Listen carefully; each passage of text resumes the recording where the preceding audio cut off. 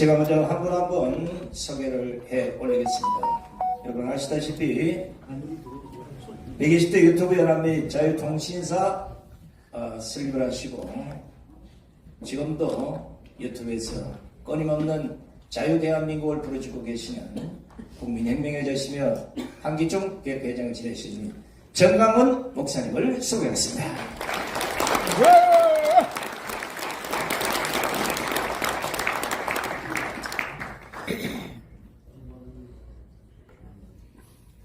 예.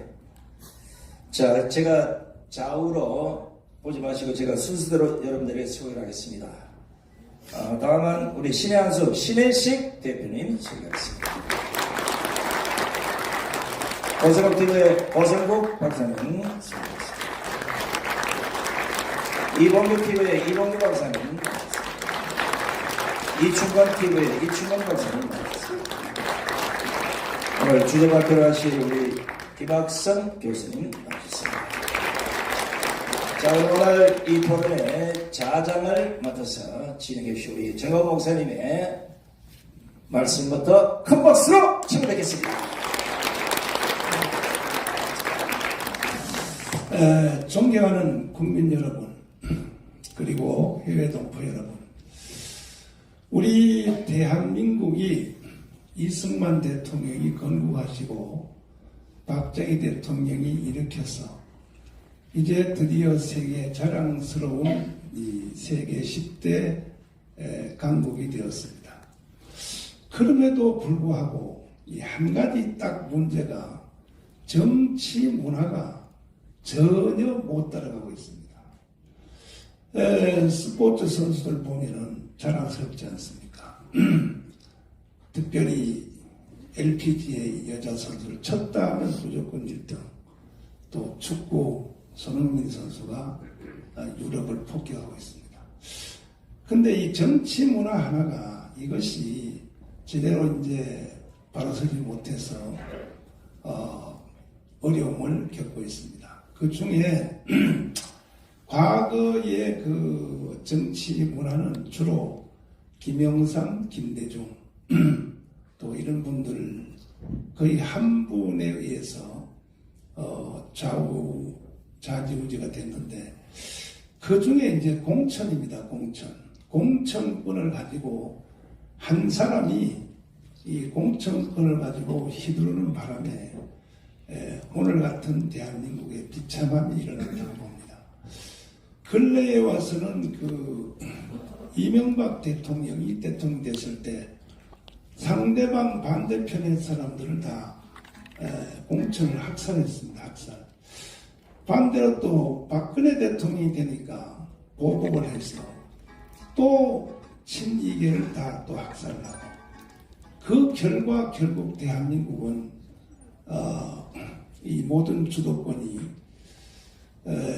싸우는 바람에 이게 북한으로 넘어가기 직전의 위기 상태에 맞이했습니다. 그래서 저희들은 대한민국을 북한으로 넘겨줄 수 없어서 광화문 광장에서 눈이 오나 비가 오나 5년 동안 투쟁해서 겨우 이제 대한민국의 그 생명을 5년이 연장을 시켰습니다. 완전히 이긴 것이 아닙니다.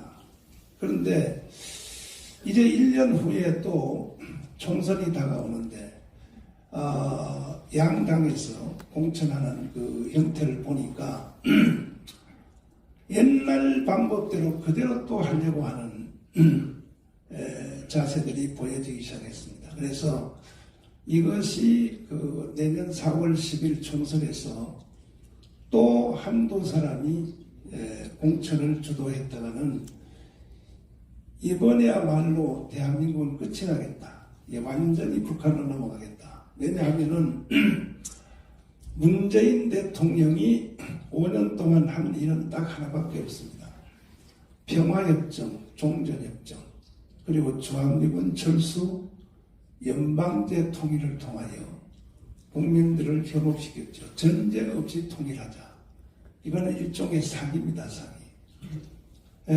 이 말에 거짓말에 걸려들어서 국민의 절반이 지금 거짓에 걸려들은 상태입니다. 그래서 또 다가오는 1년 후에 그 더불어민주당의 공천을 이렇게 대충 감각을 느껴보니까 이재명이가 이제 공천권을 다시 행사해서 그야말로 완전히 평화협정, 종전협정, 그리고 주한미군 철수, 연방제 통일로 가는 이 줄에 선 사람들을 거의 간첩 수준에 도달한 사람들을 공천하지 않겠느냐. 이러한 우려가 이것은 저만의 우려가 아닐 것입니다. 정상적인 대한민국의 지식인들은 아마 그것을 다 느낄 것입니다. 그리고 이제 자유우파 김기현 대표가 또 하는 그 예상되는 행동을 보니까 역시 이것도 줄 세우기에 공천을 하려고 이미 벌써 준비를 다 하고 있습니다. 그러면 야당은 종북주의자들을 공천하고 또 자유우파는 자기의 정치 세력을 확대하기 위하여 자기를 추종하는 자들을 또 공천하면은 이것은 반드시 대한민국을 망할 수밖에 없습니다. 그래서 우리 유튜브 연합이 이 일에 대해서 깊은 걱정을 하다가 이제 우리가 마지막 남은 하나 완전한 민주주의를 완성하기 위해서 미국식 완전 오픈 프라이머리로 공천권을 완전히 국민에게 돌려줘야 되겠다. 여러분, 유튜브 여러분 동의하십니까? 네. 동의하시면 박수 한번.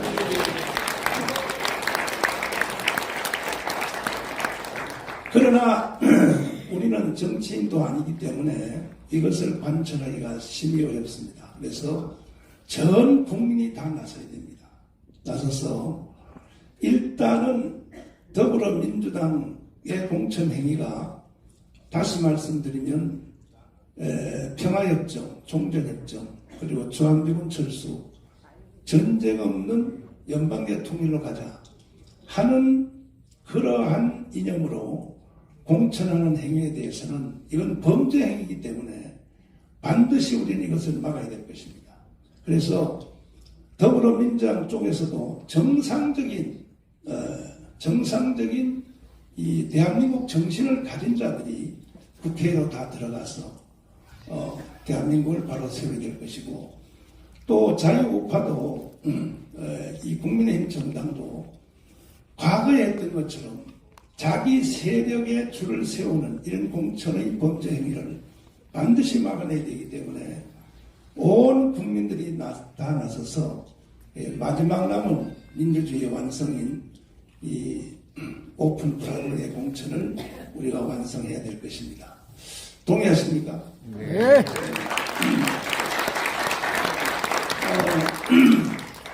이제 토론을 하기 전에 먼저 여기에 대해서 전반적인 전체 발제를 김학성 교수님이 발제를 한번 해주시도록 하겠습니다.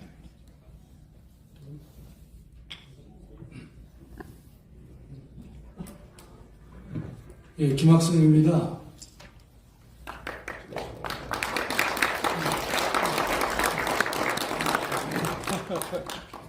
오늘 토론에 앞서서 제가 일정 부분을 오픈 프라이머리에 대해서 제가 간략하게 소개를 좀 하겠습니다.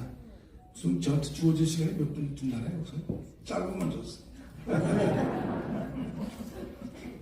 교수는 좀 길게 하는 성격이 있어가지고 죄송합니다. 빨리 하겠습니다. 제가 제목을 2024년 총선은 준 오픈 프라이머리로 해야 된다. 준자를 붙였는데요. 오픈 프라이머리에서 준자를 붙이는 아주 설명을 드리겠습니다. 먼저 민주주의와 정당의 문제인데요. 민주주의는 국민이 주인이 되기를 원하지만 정당은요, 정당의 지도자들이 주인이 되기를 원해요. 두 번째로는 민주주의는 국민의 정치 참여를 원하지만 정당은 당원들만의 정치 참여를 원하고 있습니다. 그래서 현 공직 후보주의 문제점은요, 정당이 자신의 이해와 이익에 따라서 활동을 하는 것입니다.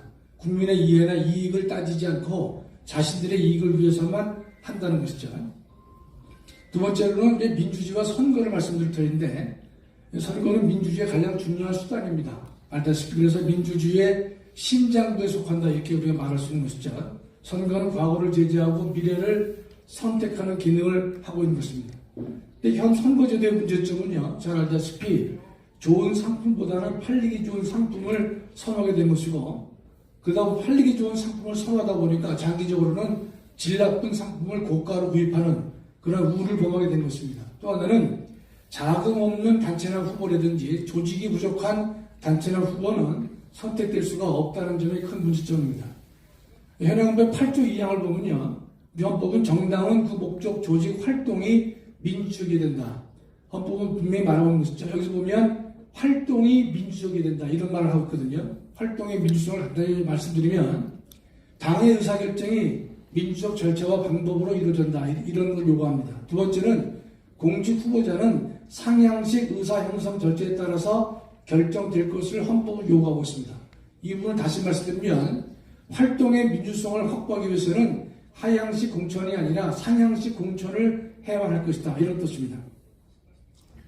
현 공직 후보자 결정은 알다시피 정당 공천위원회를 통해서 공직 후보자를 결정을 하고 있어요. 다만 우리가 최근에는 대통령 후보의 경우에는 당원들만의 투표가 아니라 일부 국민이나 여론 등을 감안해서 하는 그런 약간의 오픈 프라이머리를 도입하고 있는 것이죠. 그러나 국회의원과 기타 공직자들은 정당이 독점해서 후보를 추천하고 있습니다. 오늘 논의는 내년 총선이기 때문에 국회의원으로 한정해서 말씀을 올리겠습니다. 현 공직 후보자 결정의 가장 큰 문제점은 첫째가 공직 후보자를 정당의 지도부가 독점하고 있다는 것이죠. 자금이나 조직력 없는 국민은 따라서 후보가 되기 어렵다는 것이에요. 물론 무소속 입 후보가 가능하지만 그러나 양당 구조 하에서는 무소속 후보의 출마는요 허울에 불과하다 이렇게 볼 수가 있는 것이죠. 그렇다면 공직 후보의 결정을 함에 있어서 민주주의 이념을 반영시킬 필요가 있는 것이다. 현재의 공천 방식은 정당 활동의 민주성을 충족하게 매우 미흡하다 이렇게 볼 수가 있겠습니다. 따라서 새로운 공직 후보 선출 방법이 절실한 것입니다. 민주주의를 활성화시키고 주권자로서의 국민의 지위를 공고히 하고 정당 지도자 중심의 공천 방법은 지양돼야 된다 이런 뜻입니다. 미국식 오픈 프라이머리를 잠깐 좀 소개를 올리겠습니다. 그 오픈 프라이머리라고 하는 것은 먼저 프라이머리는 예비 선거를 그냥 프라이머리라고 한 거예요. 본선거 전에 이루어지는 예비 선거인데 여기에서 후보자를 결정한다 이런 뜻입니다. 즉 선거를 통해서 후보자를 결정하게 돼요. 그러다 보니까 첫째 정당 지도자들의 권한이 매우 축소가 됩니다. 또 국민을 주권자로 대접하게 되는 경향이 큰 것이죠. 국민에게 후보 공천권을 주기 때문에 정당 활동의 민주성 또는 국민을 주권자로 대접해주는 그 의의가 상당히 크다고 볼 수가 있는 것입니다. 프라이머리에서 오픈이라는 단어를 쓰게 되는 것인데 오픈이라는 것은 뭔가면 당원 외에 일반 국민들도 이 투표에 참여가 가능한 것을 오픈 프라이머리라고 하는 것입니다. 이렇게 하게 되면 정당 지도자들의 당에 대한 영향력이 줄어들 것이고 일반 당원과 시민들의 영향력은 강화될 것이고 그래서 미국에서는 20세기 초, 즉 1900년대에 도입을 했습니다. 그 예비선거가 도입된 과정은 우려가 똑같습니다. 과거 미국도 당원 대회인 코커스와 전당대회를 통해서 그 정당의 보수들에 의해서 후보가 결정됐단 말이죠. 그러나 예비선거를 도입하다 보니까 전당대회에서 대의원들이 후보를 뽑습니다.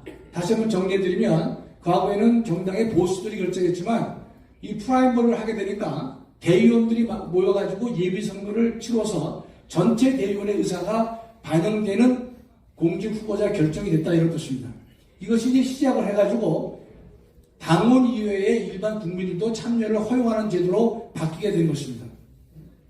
그래서 1902년 위스콘신 주에서 처음으로 도입했어요. 처음에 도입했을 때는요, 오픈형 프라이머리가 아니라 폐쇄형입니다. 그러니까 당원만 대의원 선출에 관여가 가능하다 이런 뜻이죠. 그러다가 이후에 오픈 프라이머리로 발전하게 됐고 46개 주 이상이 이 오픈 프라이머리를 채택하고 있다 이런 뜻입니다.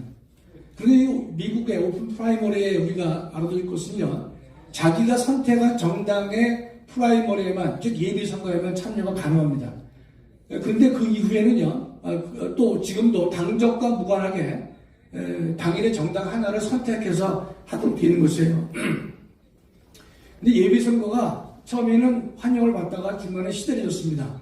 왜 예비선거를 오픈 프라이머리를 미국에서 잘 활용을 안 했는가? 이런 겁니다. 첫째, 정당 지도자들이 좋아하지 않았어요. 당연한 것이겠죠. 선거 비용이 증가됐습니다. 또 비용 증가만큼 투표율이 증가하지 않았어요. 가장 중요한 것은요, 후보자들이 이 오픈 프라이머리를 통해서 후보가 되는 방법보다는 정당의 리더십과 실력 있는 사람과 교제를 통해서 자신의 후보자 자격을 얻으려고 하는 성향이 강했기 때문에 좀 시들해졌습니다. 그러다가 1960년대 들어와서 다시 정착돼서 오늘에 이르게 된 것입니다. 제가 시간 관계상 미국 연방대법원 판결은 제가 소개를 할 수가 없는데 하나만 말씀드리면 과거에 1927년에 보면 흑인은 정당 프라이머리에 참석을 할 수가 없다라는 이제 텍사스 주법이 있었는데 그걸 미국 연방대법원이 위헌 판결되는 것이죠. 또 프라이머리를 강제하는 것도 결세 자유에 대한 침해가 아니다. 시간 관계상 미국 판례를 몇 개 더 준비를 해왔지만 생략하겠습니다. 예비 선거의 유형인데요. 첫째, 코커스형과 프라이머리형이 있습니다. 코커스란 말은 그 정당의 당원들만에 의해서 대표를 뽑는 것이고, 프라이머리는 일반 국민들도 이 후보자를 선출할 수 있다 이런 뜻입니다. 또 하나는 개방형과 폐쇄형이 있단 말이죠. 개방형은 유권자들도 이 프라이머리에 참석이 가능한 것인데 이럴 때 사전 등록이 필요하냐 필요하지 않냐에 따라서 제도가 달라질 수가 있습니다. 보통 개방형과 폐쇄형이 있는데 미국도 다양하게 이 제도를 가지고 있어요. 코커스, 즉 당원들만에 의해서 후보를 뽑는 게 코커스인데 미국 민주당은요 14개 주에서 코커스를 가지고 있습니다. 그러니까 37개 주에서 프라이머리를 가지고 있는 것이고, 이 프라이머리를 실시할 때 오픈 프라이머리는 25개 주, 그 다음에 클로즈 프라이머리, 즉 폐쇄형은요 12개 주가 그걸 따라 시행을 하고 있습니다. 공화당은 18개가 코커스고 33개가 프라이머리고, 프라이머리 중에서 22개가 오픈이고 11개가 클로즈, 즉 폐쇄형 프라이머리를 채택하고 있습니다. 따라서 미국은요 전체가 다 오픈 프라이머리를 갖고 있는 것이 아니라 당원만에 의해서 만들어지는 코커스에 의해서 후보를 뽑는 주도 있고, 또 프라이머리를 통해서 하는 경우도 있고, 그 프라이머리가 오픈도 있고 폐쇄도 있다, 이렇게 여러분이 보시면 좋겠습니다. 그 다음에 여러분 알아두실 것은 미국에서는요 대통령과 기타 공직자를 뽑는 이 프라이머리가 의미가 다릅니다. 대통령의 경우에는요 이 프라이머리 속에서 최종 후보를 결정하는 것이 아니라 전국당에 나갈 대의원을 뽑습니다. 대의원을 뽑는 거예요. 그 다음에 대통령을 제외한 다른 공직자들은요 그 예비선거에서 후보를 선출합니다. 여러분 대통령 선거를 다시 한번 생각해 보시면 각 프라이머리에서는 최종적으로 민주당에서 2명을 내보낸다 그럴 경우에 전국당으로 2명을 내보낸다고 그랬을 경우에 후보를 뽑는 게 아니라 그를 선출할 수 있는 대의원을 뽑는 것입니다. 대의원을 뽑는 것이고, 미국 대통령은요 기타 공직자들은 후보를 선출하도록 되어 있습니다. 그럼 우리나라의 프라이머리 도입에 적용부 한계인데요. 우리가 미국 것이 좋다고 해서 바로 다 우리 것으로 도입할 수는 없겠죠. 객관적으로 가장 좋은 제도는 없는데 여러 가지 이제 우리가 검토를 해봐야 될 것인데, 첫째, 우리나라에서는 이 당원이 아닌 자들에게 투표할 수 있는 기회를 주는 것이 과연 옳으냐 그러냐 문제가 첫 번째 등장하는데, 현행 공직선거법 57조 3항은요 정당은 당원이 아닌 자에게 투표권을 부여하여 이렇게 되어 있습니다. 당원이 아닌 자에게 투표권을 부여해서 경선을 할 수 있다는 것이 현행 공직선거법의 태도가 된 것입니다. 그다음에 이제 후보자 출마 시점부터 최종 선정까지 우리나라는 철저하게 지도부가 통제를 합니다. 이렇게 하다 보니까 새로운 인물을 갖다가 만들어낼 수 없는 것이에요. 지역주의 편성하게 되는 것이고, 전문성과 경쟁력이 없는 인사를 잘못 선택하는 경우가 많이 있다는 것입니다. 그 오픈 프라이머리가 매력적이긴 하지만 어떤 매력이 있느냐? 정치 참여를 확대해 주는 것이고, 참여 민주주의를 구현해 주는 것이고, 국민의 욕구를 충족시켜 주는데 큰 기여를 하게 되지만, 가장 큰 문제점은 우리가 지난번에 여러분 대통령 선거라든지 정당 대표를 뽑을 때도 등장했지만 역선택 가능성을 막기가 어렵다는 뜻입니다. 오픈을 하게 되면 당원이 아닌 일반인도 참여를 하게 되니까 역선택이 가능하다는 뜻입니다. 즉 본선에서 떨어질 사람이지만 예비선거에 들어가시고 그 사람을 갖다가 본선거에 나가게 하는 역선택이 가능하기 때문에 당원 이외에 다른 사람들을 관여하는 보통의 오픈 프라이머리는요, 제가 상당히 위험한 것이다. 이건 우리가 경험을 했습니다. 저는 그래서 이런 생각을 했습니다. 공직 후보자를 선출할 때는요, 즉 국회의원 선출할 때는 폐쇄형이다. 즉 당원만이 선택할 수 있는 기회를 주는 것이다. 당원 이외 일반 국민에게 주게 되면 역선택 가능성 때문에 적절치 않다는 것입니다. 근데 두 번째는 입후보의 문제가 또 생깁니다. 거기에 입후보를 할 때 정당에서 선호하는 사람만 입후보가 될 것이냐, 아니면 일반인도 입후보가 될 것이냐, 여기 참 어려움이 있습니다. 아마 오늘 토론에서 제가 토론자들에게 이 주제를 제가 맡기고 싶은 것인데, 입후보를 개방용으로 할 것이냐 아니냐, 이 문제가 우리 중요한 우리가 관점이 될 수가 있는 것입니다. 저는 입후보는 입후보도 개방용으로 했으면 좋겠는데, 이런 겁니다. 입후보를 개방용으로 할 때는 당의 정당의 당원만 후보가 될 수 있느냐, 아니면 당원 자격을 갖지 못한다 하더라도 당원이 될 것을 약속한 경우에는 누구에게도 입후보 자격을 허용하는 의미 정도의 제가 개방령을 제가 말씀드리고자 하는 것이에요. 그래서 어려운 문제는 당원이 아닌데 정당에서 후보자로 입후보할 수 있겠는가? 바로 그 문제가 오늘의 중요한 논점이 될 수밖에 없습니다. 두 번째는 지역구하고 현 비례대표입니다. 지금 현재 비례대표제는 여러분 알다시피 정당이 후보자를 정하고 후보자의 순서까지도 정당에다 결정합니다. 하다 보니까 정당 지도부의 파워가 매우 막강합니다. 동시에 여성들을 홀수에 강제 배정하고 있습니다. 1357으로 강제 배정하고 있는데, 여성을 무조건 홀수에 강제 배정하고 반 이상을 추천하도록 강제하고 있는 것인데, 제가 볼 때는 정당한 사유를 찾기 어렵습니다. 그러면 어떤 식의 비례대표가 좋을 것이냐? 정당은요, 이 후보자만 추천할 것입니다. 20명, 30명 추천하고, 그 순서는 정당의 지도자가 정하는 것이 아니라 후보자들이 투표를 통해 가지고 득표 결과를 가지고 비례대표의 순서를 정하는 방법이 가장 좋겠다, 이런 뜻입니다. 그러면 제 개인의 생각일 수도 있겠지만, 이것은 독일에서 바이에른주에서 이 제도를 가지고 있습니다. 바이에른주는요, 정당은 후보군만 추천을 합니다. 20명, 30명 추천을 하죠. 후보자의 구체적 순위는 유권자들의 투표로 결정하도록 하고 있습니다. 따라서 정당의 지도자들은요, 할 수 있는 권한은 후보군에 누구를 넣을 것이냐, 어디까지 넣을 것이냐는 정당의 권한이지만, 그러나 구체적 순서를 정할 수가 없고, 구체적 순서는 유권자들이 판단해서 결정하는 것이기 때문에 국민을 주권자로 대접하고, 그다음에 국민의 정치 참여를 상당히 의미 있게 해주는 바람직한 제도가 아니겠는가, 이런 생각을 하는 것입니다. 결론은요, 선택은 당원만이 한다. 두 번째, 입후보는 당원이 해야 되겠지만, 일정한 조건을 충족한 시민도 입후보가 가능하도록 하자. 세 번째, 비례대표의 순위도는 유권자가 정한다. 이렇게 제가 준비를 했습니다. 이상입니다. 저희들이 이 행사를 진행하는 이유는 저는 자칭 타칭 선지자입니다. 선지자는 지나간 옛날 얘기를 해석하는 걸 선지자라고 하지 않습니다. 선지자는 다가올 미래를 먼저 본다는 얘기죠. 선견입니다. 선견. 먼저 보고 앞으로 이루어질 일을 이걸 국민들에게 알려주는 것을, 그래도 국민들이 그렇게 선택한다면 할 수 없는 거죠. 이게 선지자인데, 제가 선지자의 입장에서 보면 다음 1년 후에 2024년 이 총선, 4월 10일 총선은 더불어민주당은 종전협정, 평화협정, 주한미군 철수, 그리고 연방제 통일로 가는 사람을 당에서 일방적으로 공천하기 때문에 더불어민주당의 성향을 가진 국민들도 원치 않는 투표를 해야 되는 겁니다. 이런 비극이 우리 앞에 1년 후에 다가올 것입니다.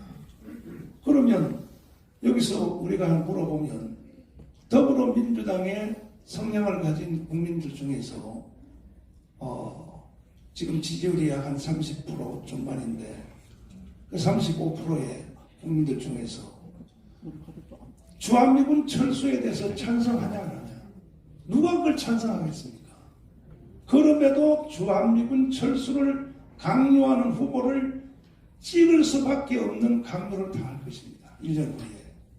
그 다음에 이제 국민의힘 정당 후보는 줄 세우기 공천입니다. 자기 세력을 위하여. 그러나 그런 사람들을 누가 찍겠습니까? 그래서 우리는 이 재앙을 방지하기 위해서 이 행사를 마련했는데, 시간 관계상 여기 도저히 지금 시간이 이중 예약이 되어서 참석할 수 없었는데 제가 간척을 해서 고성국 박사님을 모셨습니다. 먼저 한번 발제해 주시기 바랍니다. 네, 고맙습니다. 안녕하세요, 고성국입니다. 우리 김학성 교수님 발제는 아주 교과서적으로 잘 정리를 해주셔서 저는 그 발제 중에 어떤 제도도 절대적으로 올바른 제도는 없다, 이 대목 제가 다시 한번 환기시키고요. 제도는 제도일 뿐이다. 그 제도를 우리가 어떻게 선택해서 우리 실정에 맞게 잘 활용할 것이냐라고 하는 관점에서 접근하면 된다. 오픈 프라이머리가 오늘 주제긴 하지만 저게 절대적으로 올바르고 선해서 우리가 저걸 검토하는 것은 아니다. 지금 우리의 시대 상황이 오픈 프라이머리를 적극적으로 검토하게끔 요구하고 있기 때문에 우리가 저 논의를 하고 있는 것이다. 이 점을 먼저 말씀드리고, 또 두 번째 우리 김 교수님 발제 중에 미국이나 여러 나라 사례를 쭉 설명하셨는데 거기도 보면 다 복합형이에요. 하나의 단일한 룰로 전국을 다 커버하는 게 아니거든요. 어떤 주는 코코스, 어떤 주는 오픈 프라이머리 이렇게 다 결합되어 있어요. 그래서 저는 우리가 내년 총선의 공천 문제를 접근할 때도 하나의 원칙, 하나의 컨셉으로 일률적으로 다 적용하는 식으로 이렇게 기계적으로 접근할 일이 아니다, 그렇게 생각합니다. 제 말씀을 짧게 몇 가지만 말씀드리겠습니다. 저는 이제 교과서는 우리 김학성 교수께서 잘 정리해 주셨으니까 옆에 내려놓고 실전적인 얘기 몇 가지만 하겠습니다. 우리가 공천을 하는 목적이 뭐냐? 이거 이기기 위해서입니다. 이 너무나 당연한 명제를 가끔 학자들이 깜빡하는 수가 있어요.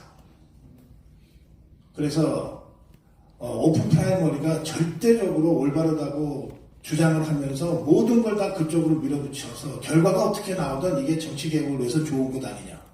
저는 그런 이 제도는 원치 않습니다. 공천의 목적은 선거에서 이기기 위한 것입니다. 선거에서 이기기 위해서 필요하면 전략 공천도 해야 되고, 필요하면 표적 공천도 해야 되고, 필요하면 낙하산도 태워야 되고, 필요하면 오픈 프라이머리도 도입해야 된다, 이겁니다. 그 다음에 우리나라의 그 현실적인 정치 상황이 호남과 영남이 다르고, 영남에서도 TK와 낙동강 벨트를 안고 있는 PK가 다릅니다. 충청남도와 충청북도가 달라요. 그래서 하나의 제도를 일률적으로 적용하는 것은 다른 곳에서는 우리가 득을 볼 수 있을지 모르나 다른 곳에서는 바로 그것 때문에 우리가 스스로 넘어지는 경우도 있어요. 그 점은 우리가 늘 염두에 둬야 된다는 거고요. 그러면 어느 지역은 어떤 룰로, 어느 지역은 어떻게 라고 하는 결정을 누가 할 거냐. 그거 하라고 당 지도부 뽑아놓는 거예요. 당 지도부에게 그 정도 권한을 줘야 끝난 다음에 책임을 물을 수가 있어요.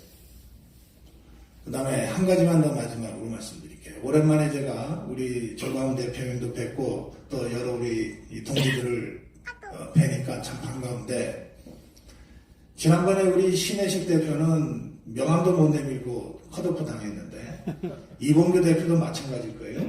그런데 이분들이 저는 국회의원 선거 나가면은 떨어질 거라고 생각해요. 그런데 대통령 선거 나가면 굉장히 선전할 거라고 봅니다. 제가 여러분들한테 우스갯소리로 농담하는 게 아닙니다. 신혜식, 이봉규가 갖고 있는 전국적 지명도 있죠. 그거는 전국적인 선거에서는 잘 먹혀요. 그런데 지역으로 가면 아니 저기 어디 저 경상북도 산골에 신혜식 아는 사람이 몇 명이나 있겠어요. 이 대통령 선거와 전국 선거 그리고 어쨌든 지역구로 엮여지는 지역구 선거는 전혀 선거 양상이 달라요. 전국적 지명도 우리 자유파 전사들 이게 전국적으로 지명도가 있어요. 그런데 막상 지역에 들어가서 지역에서 30년 이상 맨날 경조사 쫓아다니면서 동네 옆집에 개똥이 내는 숟가락이 3개요. 이거 하고 있는 사람하고 막상 막 뒤쳐서 경쟁해서 이겨봐라. 불가능해요. 더구나 선거 기간을 한 1년이나 주면 몰라. 법적으로 3주만 딱 줍니다. 2주만 딱 줘요. 국회의원. 그러니까 정말 철벽에 부딪히라는 거거든요. 그래서 이런 정치 현실을 우리가 도외시하고 뭘 전략을 짜면 안 된다는 겁니다. 그래서 제가 제시하는 것은 3가지입니다. 첫째, 비례대표는 지역구가 따로 없잖아요. 그러니까 이거는 전국적 지명도 갖고 나가야 돼요. 영남이나 호남이나 충청에서도 저 사람이면 우리 자유파를 대표할 수 있어. 이렇게 되어지는 것이 비례대표예요. 비례대표는 저는 없애는 게 좋다고 생각하지만 이번에는 없앨 수 없으니까 그러면 그 비례대표만은 전국적 지명도를 갖고 있는 사람들이 진짜 제대로 된 오픈 프라이머리 통해서 한번 뽑히도록 해보자. 그 저는 이봉규나 신혜식이 정치 진출의 뜻이 있다면 비례대표 출마해라. 그런데 이게 옛날처럼 당대표가 줄 서는 사람들한테 1, 2, 3 주는 식이 아니고 진짜 완전 오픈 프라이머리로 전국적 지명도와 인지도와 활동력을 평가하는 식으로 룰이 만들어진다면 무조건 된다. 좀 그렇게 생각합니다. 그리고 이걸 저희는 주장해 가야 된다고 생각해요. 우리 자유파 전사들이 지난 5년 동안 문재인 종북 좌파 세력과 목숨 걸고 투쟁하고 싸웠잖아요. 근데 그들 중에 지금 국회 진출해 있는 사람이 하나도 없어요. 줄을 못 쓰니까. 문재인이라고 싸우느라고 언제 줄 쓸 기회나 있었어요? 줄을 못 쓰니까 지역이든 전국이든 안 되는 거예요. 그러니까 저는 이번에 오픈 프라이머리 방식으로 비례대표를 완전 국민자유경선으로 하자. 전국적 지명도 있는 사람들, 진짜 우리 자유파에 필요한 인물들을 비례대표를 통해서 뽑자.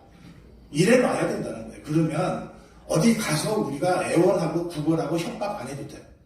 우리가 갖고 있는 이 자산, 투쟁 과정에서 쌓아 올린 이 인지도 가지고서 우리 힘으로 당당하게 비례대표 석권할 수 있다고 저는 생각해요.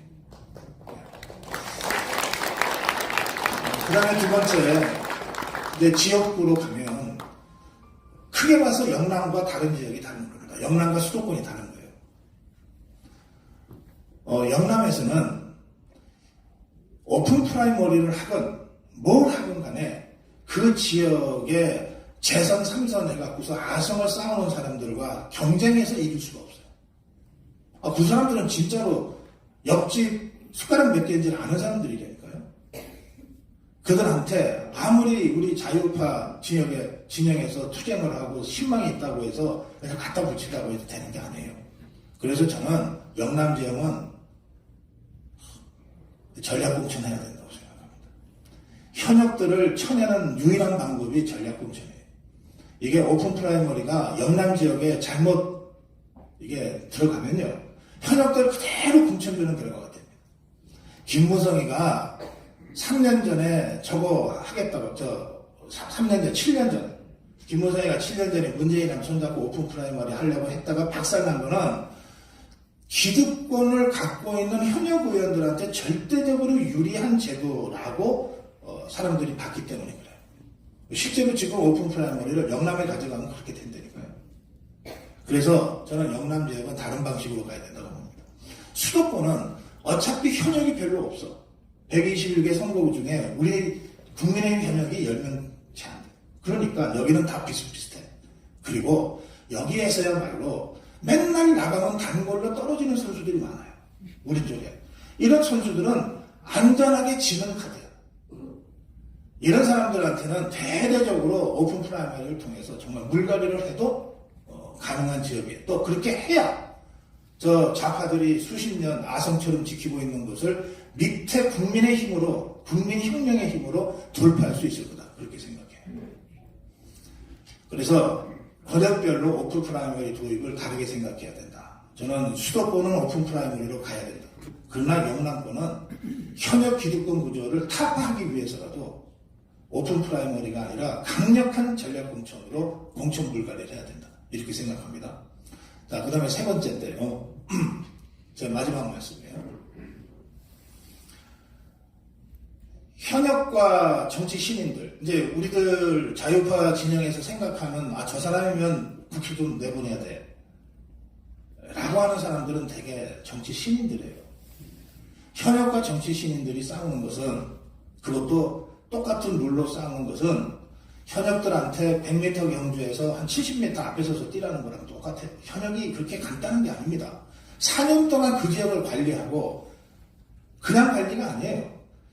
할 수 있는 한 모든 방법을 통해서 의정보고회하고 동단위 의정보고회를 하러 다닙니다. 이 현역 의원들은요. 그리고 후원 모임을 하고 각종 산악회를 하는데 현역이 아닌 사람들은 어떤 것도 할 수 없어요. 그런 상태에서 게임을 하라는 거거든요.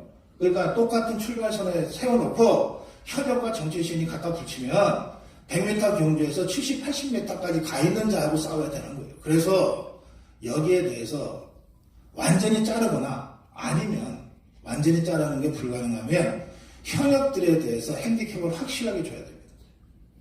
이를테면 당신한테 우리가 투표에 참여할 수 있는 피선거권을 박탈할 수는 없지만 헌법적 권리니까. 그러나 우리 국민의힘에서 하려고 그러면 우리 룰에 따라라. 현역들한테는 핸디캡 50을 주겠다.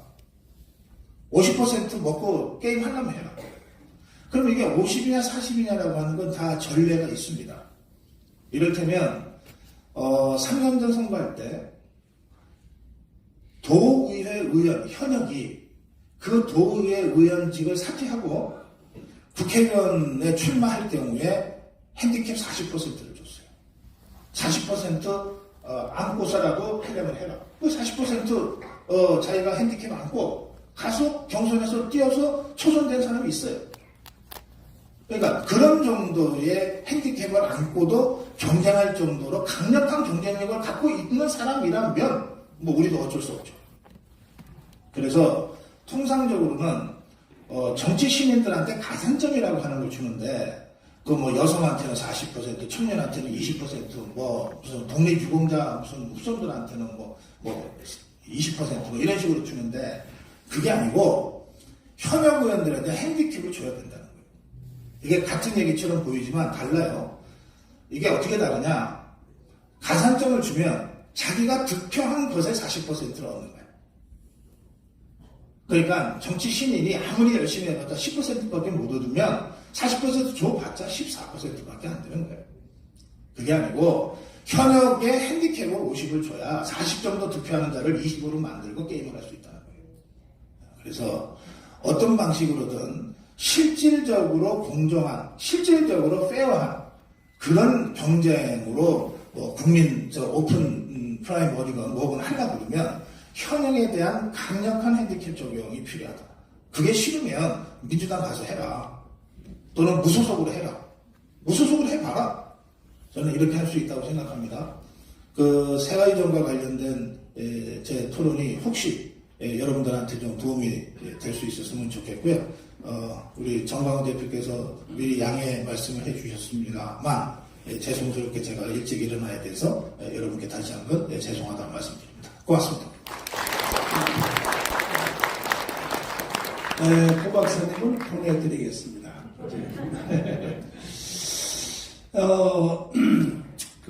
이 시간에는 과거의 잘못된 공천에 대한 사례를 먼저 한번 짚어보고 그 다음에 또 대책에 대한 이 토론을 해나가도록 하겠습니다. 먼저 과거의 그 김영삼, 김대중, 박정희 대통령이 공천할 때는 그건 다 아시니까 더 이상 설명할 필요 없습니다. 그분들은 박정희 대통령은 좀 다르지만은 김영삼, 김대중은 돈 얼마 가져왔어? 물어보고 얼마입니다. 받고 이렇게 했습니다. 공천을. 그러니까 그거는 아예 그거 뭐 두고 이명박 대통령 때 공천이 어떻게 학살되었는가? 그 공천이 잘못된 것 때문에 오늘날의 대한민국이 존재 자체가 흔들리게 생겼습니다. 우리가 광화문 운동 안 했으면 대한민국 끝났습니다. 북한은 넘어갔습니다. 동의 안 하십니까? 동의합니다. 존경하는 국민 여러분, 대한민국 끝난 것입니다.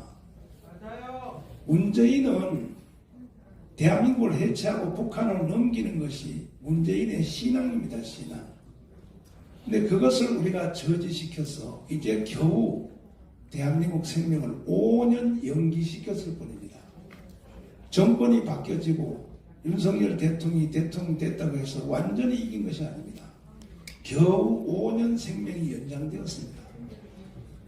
그래서 이제 다시는 과거에 잘못된 공천 제도를 그대로 했다가는 그야말로 이제 다시 한번 대한민국이 무너지면 영원히 회복할 수 없습니다.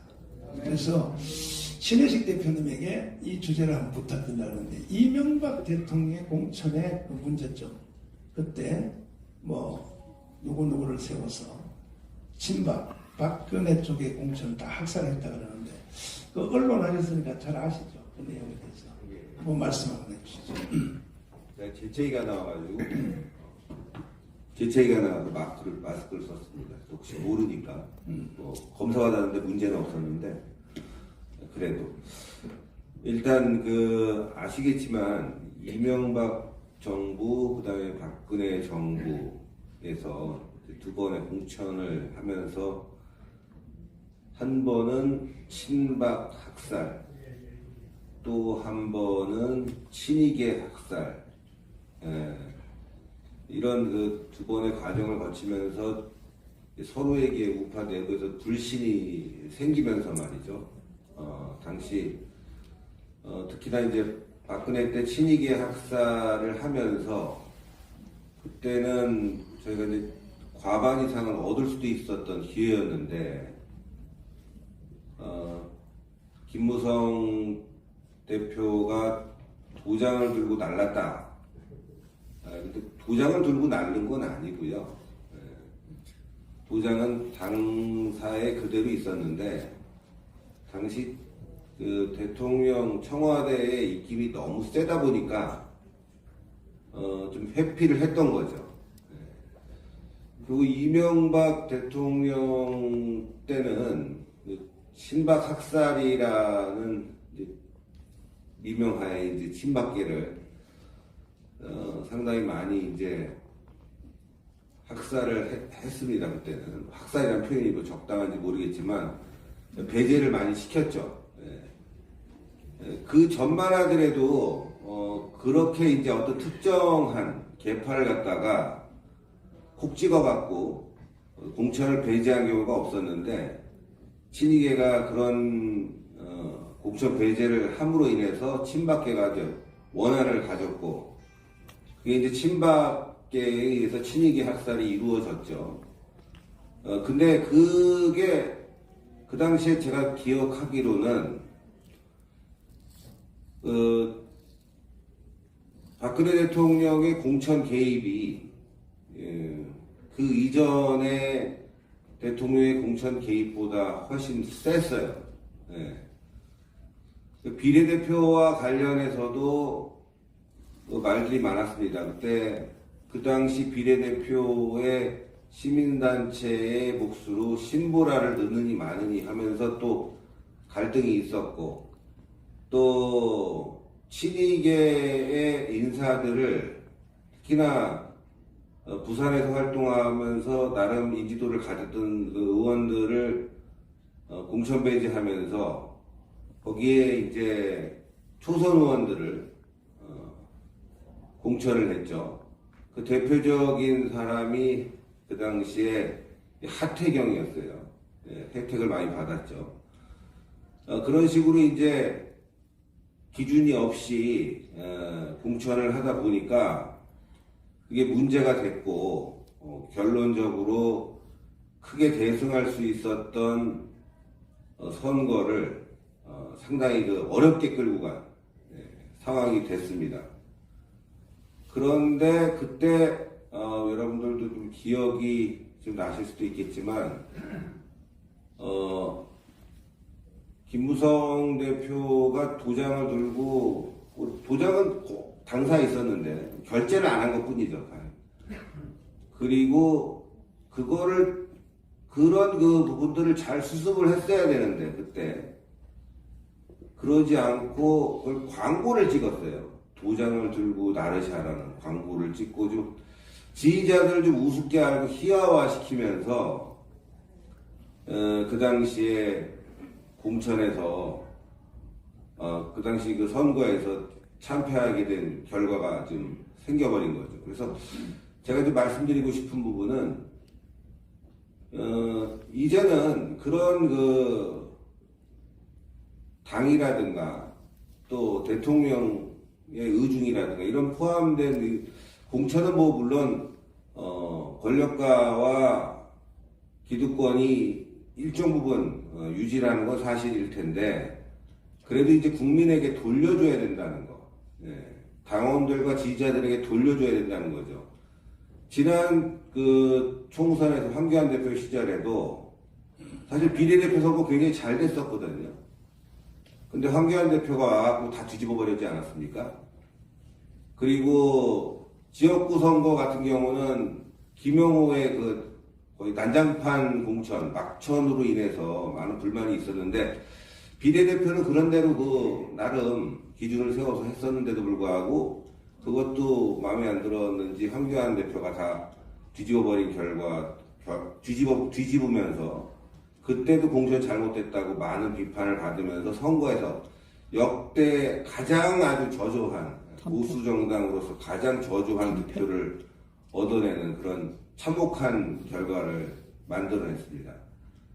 그래서 이제는 공천을 가지고 대통령이라든가 당 대표가 좌지우지하면 지지자들이 실망하고 또 그것이 이제 투표에 직관적으로 연결이 된다. 그러니까 이번에는 목사님께서도 이제 앞을 내다보시는 차원에서 선지자적인 차원에서 오픈 프라이머리를 주장을 하고 계시는 거죠.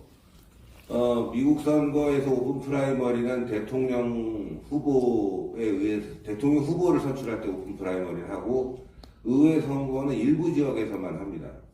사실 오픈 프라이머리에 대한 문제는 많이 지적이 되고 있었어요, 미국에서도. 그런데 이 1900년대 한 1970년대 정도부터 조금씩 시작하다가 2000년대 들어와서는 이제 미국이 이제 본격적으로 오픈 프라이머리를 본격적으로 이제 선거 제도에 이제 반영을 시켰는데 그 이유는 다른 게 아니라 부작용이 있지만 적어도 다양성을 추구할 수 있고 민주주의의 근본적인 문제를 해소할 수 있는 부분이기 때문에 부정적인 부분보다도 긍정적인 부분이 더 많다는 거죠. 대한민국 같이 이렇게 사실 기업은 인류, 정치는 삼류인 이런 사회상에서는 적어도 의회를 이끌어갈 수 있는 인물들을 제대로 뽑아주는 게 중요하다. 그러기 위해서는 무능한 권력 집단에게 공천을 맡기느니 국민들이 선택할 수 있는 폭을 넓혀주자. 이게 맞는 것 같고요. 다만 이제 개방형이 될 거냐, 폐쇄형이 될 거냐, 이거는 이제 논의가 좀 필요할 것 같습니다. 또 하나는 지금 그 과거에 이제 김무성 대표도 그랬고 또 그 이전부터 뭐 상향식 공천을 해야 된다 이렇게 얘기했는데 그 상향식 공천을 하려면은 당원들이 많아야 되거든요. 당원들이 30만 병 정도뿐이 20만에서 30만 병뿐이 안 되는 상황에서 상향식 공천, 즉 오픈 프라이머리 형태를 취하면서 공천을 하면은 지역에 있는 토 세력에게 굉장히 유리합니다. 예. 인원이 별로 안 되니까 나는 그냥 전화번호 한 1000개만 가지면은 그냥 그 사람들 다 연락해갖고 돈 써서 자기가 유리한 선거판을 만들 수 있는데, 아시겠지만 여러분들 저희가 이번 대선을 거치면서 당원이 100만으로 늘었어요. 100만으로 늘었기 때문에 과거처럼 지역 토 세력들이 1000명 단위로 해갖고 엮어갖고 자기네들이 공천에 좌지우지할 수 있는 힘이 없어요. 일단 기본적으로 수만 명이 되거든요. 그 지역의 당원들이 수만 명을 관리할 수가 없는데, 지금 우리 자유마을 포함해가지고 또 일반적으로 참여하시는 분들이 올해 말까지 목사님 목표가 500만입니다. 네. 저는 500만 가능하다고 보거든요. 자유마을이 지금 1000만 이상의 회원을 이제 목표로 달려가고 있기 때문에, 그러면은 상향식 공천을 하더라도 아까 구성욱 박사님은 그 경상도 지역에서 옆집에 숟가락까지 다 아는데 그 사람들을 이겨낼 수 있겠느냐, 이런 말씀하셨는데, 500만 명 정도 되면 옆집 숟가락이 아니라 그 정도 되면 옆집 통장까지 알아야 되는 경우죠. 그러니까 그렇게까지 다 알 수가 없어요. 예. 그러니까 사람들이 많아지면은 그만큼 참여하는 사람들이 많아지면요, 당원들이 많아지고 참여하는 사람들이 많아지면 지역 민심을 그대로 반영시킬 수가 있다. 그래서 목사님께서 당원 가입하라는 이유가 그 이유고, 그걸 통해서 오픈 프라이머리를 통해서 제대로 된 인물을 뽑아야 된다. 지금 경상도 지역에 가면은 당원들한테 물어보면 다 바꿔야 된다고 합니다. 예, 다 바꿔야 된대요. 그러니까 우리가 생각하는 것처럼 옆집 숟가락 알아서 당선되는 거는 1000명 있을 때는 가능해요. 숟가락 하나씩 더 주면은 금방 됐는데, 이게 단위가 몇몇 명 단위가 넘어가면은 이 고무신 돌려갖고 될 일이 아니거든요. 그때부터는 결국에는 당원들의 의중이, 국민들의 의중이 중요합니다. 그리고 아까 제가 말씀드렸다시피 미국에서도 1900년도만 하더라도 조금씩 도입됐던 오픈 프라이머리 문제점이 많다고 했는데, 지금 본격적으로 하는 이유는 문제점이 있지만 그것이 문제점을 덮을 만큼의 민주주의의 발전을 갖고 온다는 거예요. 그러니까 우리도 오픈 프라이머리를 할 때 문제점은 분명히 있습니다. 폐쇄형이 됐든 개방형이 됐든 뭐 지금 역선택이라는 문제가 있거든요. 그래서 시작은 폐쇄형으로 가면 됩니다. 당원들 위주로. 당원들 위주에서도 책임당원과 일반당원, 이 사람들 위주로 먼저 시작하고 이게 효과가 더 있으면 그 다음에 뭐 오픈으로 더 갈 수 있겠지만, 일단은 그 방향에서 움직이게 되면은 많은 사람들이 또 기회를 가질 수 있을 것이다. 지금 상향식을 하든지 아니면 기존대로 지금 뭐 당에서 뭐 전략공천을 하든지 두고 보십시오, 여러분들. 전략공천에도 맨날 그놈이에요. 두고 보세요. 당에서 공천개혁 하겠습니다 하고 내년에 TK, PK 까보면요, 그놈이 그놈입니다. 바뀌는 게 없어요. 왜냐? 자기네들끼리 하기 때문에 자기네들끼리 약점 너무 잘 알아. 네? 옆집에 숟가락을 아는데 바로 옆에 있는 국회의원 김기현 당대표의 통장 계좌번호에다가 얼마 들어있는 건지 다 아는 사람들이 그 사람들이기 때문에 친한 건 이길 수가 없어요. 그래서 목사님께서 또 질문한 부분이 하나 뭐냐면은, 결국은 이 당대표도 당대표지만 대통령실에서 공천 개입하는 순간 엄청난 후폭풍이 생기면서 당이 분열되고 당과 지지자가 분열될 겁니다. 뭐 저는 윤석열 대통령을 믿고 좋아하지만 공천 개입은 안 된다 이거죠. 그건 절대 안 됩니다. 그러니까 그건 국민에게 맡길 수뿐이 없는 거고, 대통령이 할 수 있는 일은 뭐냐? 이런 사람들이 국회의원으로 나간다는 방향 제시만 해줘야 되는데, 그렇지 않고 명단을 깔아서 내리는 순간 내년 총선은 또 뒤도 돌아볼 필요 없이 폭망한다. 그래서 목사님께서 앞을 내다보는 차원에서 결국 상향식 공천 오픈 프라이머리를 통해서 제대로 된 공천 해가지고 총선 200석 만들어야 된다는 거죠. 200석을 만들기 위해서 지금 말씀드립니다. 200석을 하기 위해서 그 나물에 그 밥은 안 됩니다. 바꿔야 돼요, 확실히. 그 지역에서 뜨겁게 올라와야 되고, 정말 지역에서 뽑아줄 수 있는 사람들이 돼야 되기 때문에, 오늘 이 토론회가 시발점이 돼가지고, 국민들이 좀 변화해야 됩니다. 결국 200석이 되면, 윤석열 정부가 성공하는 거예요. 괜히 윤석열 대통령 주변에 있는 사람들이 공천에 관심 갖고 찝쩍거리는 순간 윤석열도 망하고 대한민국도 망한다.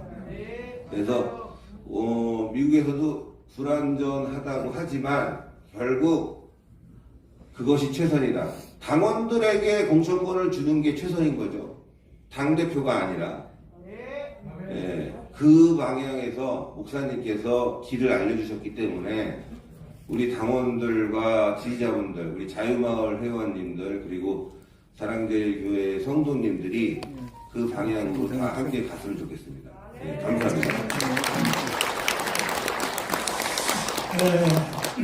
이번에는 이봉규 박사님께서 먼저는 박근혜 대통령의 공천 학살 또 그 점에 대해서 거기에 대표 선수들이 하나씩 있었어요. 이명박 대통령이 공천 학살할 때는 이방호 의원인가요? 그분이 했고 또 박근혜 대통령이 할 때는 그 이한구 의원이었어요. 심지어 현역 당 대표요 박근혜 대통령을 당선시킨 그 선대 본부장은 김무성을 나가라고 그래버렸으니까. 그러니까 이게 싸움이 안 붙을 리가 있나요? 그걸 포함하여 이제 대책에 대해서 박수 한번 받아야 됩니다.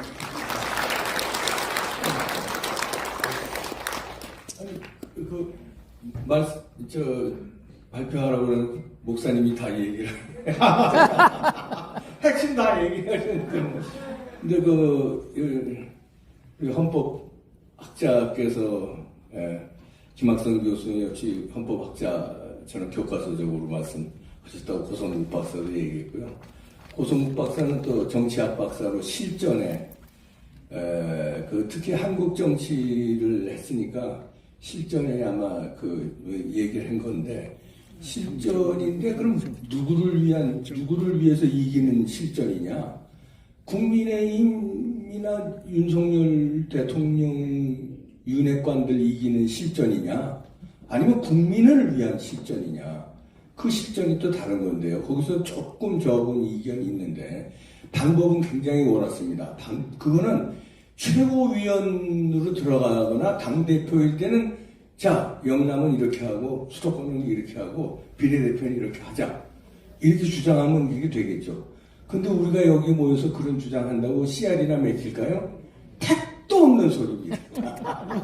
택도 없는 소리예요. 맞아요. 택도 없어. 공허한 얘기예요. 그건 김재원 최고위원이 수석 최고위원입니다. 수석 최고위원이 미국 가서 뭐 정강훈 목사가 우파 통합했다, 장악했다 얘기했잖아요. 그거 틀린 말입니까? 맞습니다. 아니 맞는 말 했는데도 국민의힘에서 뭐라고 지저대니까 앞으로는 전자도 꺼내지 않겠대요. 막 그래서 너 전자 안 꺼내나 내가 한번 본다. 전자도 안 꺼내겠대.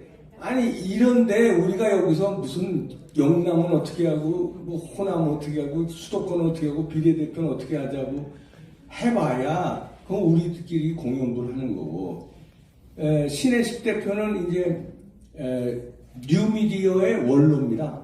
나이는 저보다 이제 좀 아래지만 뉴미디어에 관한 우리나라 1세대예요. 여러분 뉴미디어 아시죠? 레거시 미디어가 이제 뭐 조중동을 비롯한 기존의 이제 그 언론인데 뉴미디어가 일어난 게 한 15년 되냐? 한 15년 정도 전에 이제 뭐 인터넷 신문이라든가 인터넷 방송이라든가 이제 뉴미디어, 이제 유튜브 생기기 한참 전이죠. 그래서 뉴미디어에서 독립신문이라는 신문으로 참 애국 투사를 많이 언론 현장에서 언론인답게 또 그 TV조선에서 방송도 많이 했고요. 근데 지금은 뭐 신한수로 방송하고 있고, 그러니까 현장 경험, 그 언론 취재 경험으로 저 얘기를 잘 해줬고요. 네, 저는 이제도 뭐 정말 무사라고 할까요? 칼잡이로. 자, 그러면 우리가 왜 모였느냐? 그래서 오늘 왜 모였어요? 그냥 관철해야 될 거 아니에요. 여기 뭐 저 차비 드리고 시간 드리고, 저도 위험이 걸려서 배가 지금 아파 죽겠는데 저도 약속 있다고 고성국처럼 미리 갈 거야. 아니, 우리가 왜 절실하기 때문에 모인 거 아닙니까, 여러분? 지금 국민의힘 지도부로는 안 되겠다고 해서 모인 거 아닙니까? 맞습니다. 이거 다 갈아엎어야 되는 거 아닙니까? 맞습니다. 그러면 우리가 신호를 줘야 돼요, 신호를. 지난번에 여러 가지 우리가 광화문 세력이, 애국 시민들이 신호를 줘서 관철한 게 있습니다. 최근에는, 자, 책임당원, 100%로 하자고 그래서 우리가 관철시켰잖아요. 당대표 선거 요번에 전당대회요. 그 전에 애들 뭐 여론조사하고 뭐 이러고 난리 쳐가지고 그거 우리가 없앴잖아요. 그건 우리 힘입니다. 우리가 광화문에서 지저대고, 그 다음에 공청회를 하고, 그 다음에 각 유튜브로 여러분들 이건 유튜브 지금 연합회에서 다 나오셨는데 유튜브로 우리가 주장하고 이러니까 뜨거워서 이거 안 되겠다. 그리고 우리가 뭡니까, 당원 가입 캠페인을 했어요. 그래서 당원 가입하자. 우리가 안에 들어가서 우리가 싸워야 되겠다. 그렇다고 신당 창당하자니 보수우파가 또 찢어지면 그러니까 그 안에 들어가서 그 당을 변화시켜야 되겠다. 그래서 최근 몇 달 사이, 그러니까 한 5, 6개월 사이에 전당대회를 앞두고 들어가서 당원 가입한 게 몇십만 명이에요. 이준석이 당대표일 때 28만 명 있는데 당원이 전당대회 할 때 80몇만 명이에요. 얼마나 늘어났어요? 50만 그 50만 명의 상당 부분은 제가 판단할 때는 아스팔트 우파가 거기 절대 다 들어가요. 그걸 제가 들었어요. 어디서 들었냐면, 국힘당에, 중앙당에, 이름 되면 제가, 이름 되면 여기 방송에 하도 나가니까, 또 김재원처럼 또, 그 이름자도 못 꺼낸다고 그러나. 그 사람한테 제가 직접 들었는데요. 당신 그 통계 있느냐? 그러니까 당원 가입할 때 추천인 쓰는 게 있습니다. 추천인. 근데 여러분들 안 쓴 사람도 많을 거예요. 근데 추천인을 굳이 쓴 사람들이 있다는 거예요. 추천인 쓴 사람 중에서 솔직히 얘기해봐라. 전광훈 목사 쓴 사람, 신혜식 쓴 사람, 이봉주 쓴 사람 어느 정도 되느냐? 무지하게 많대요. 무지하게. 10%나 하더라니까요. 그 사람은 아스팔트에 나와본 적도 없는 당에 아주 요직에 있는 사람이, 이름만 되면 여러분들이 깜짝 놀랄 사람이, 그 사람이? 그래 놓고는 방송이나 지네들 회의할 때는 그런 얘기 하나도 안 하는 놈들이에요. 정광훈 천자도. 그러고서는 이득은 알맹이는 다 찾아먹었잖아요. 그렇게 해서 우리가 어떻게 했습니까? 윤석열 대통령 이긴 거 아닙니까? 결정적으로 0.7%로. 그리고 전당대회에서 이준석 몰아낸 거 아닙니까? 그렇게 해서 이준석 해버리고. 자, 그러면 우리가 오늘 이 공청회를 왜 여냐 이거죠. 자, 오픈 프라이머리에 장단점이 있는 거 여러분들 여러 패널들이 얘기하셔서 다 아는데, 미국에서도 장단점 때문에 지금까지도 논란이에요. 그러나 제도는 악법도 법이라고 따르는 게 또 선진국이에요. 소크라테스도 그런 얘기했지만 완벽한 법은 어디 있습니까? 그러니까 따르는 그건 미국이고, 자, 우리는 이 시점에 그럼 어떻게 해야 되느냐? 민주당을 우리가 갈아엎을 수 없으니까 국민의힘에는 우리 아스팔트에 시민들이 책임당원으로 들어가 있잖아요. 엄청난, 아마 제일 많을 겁니다.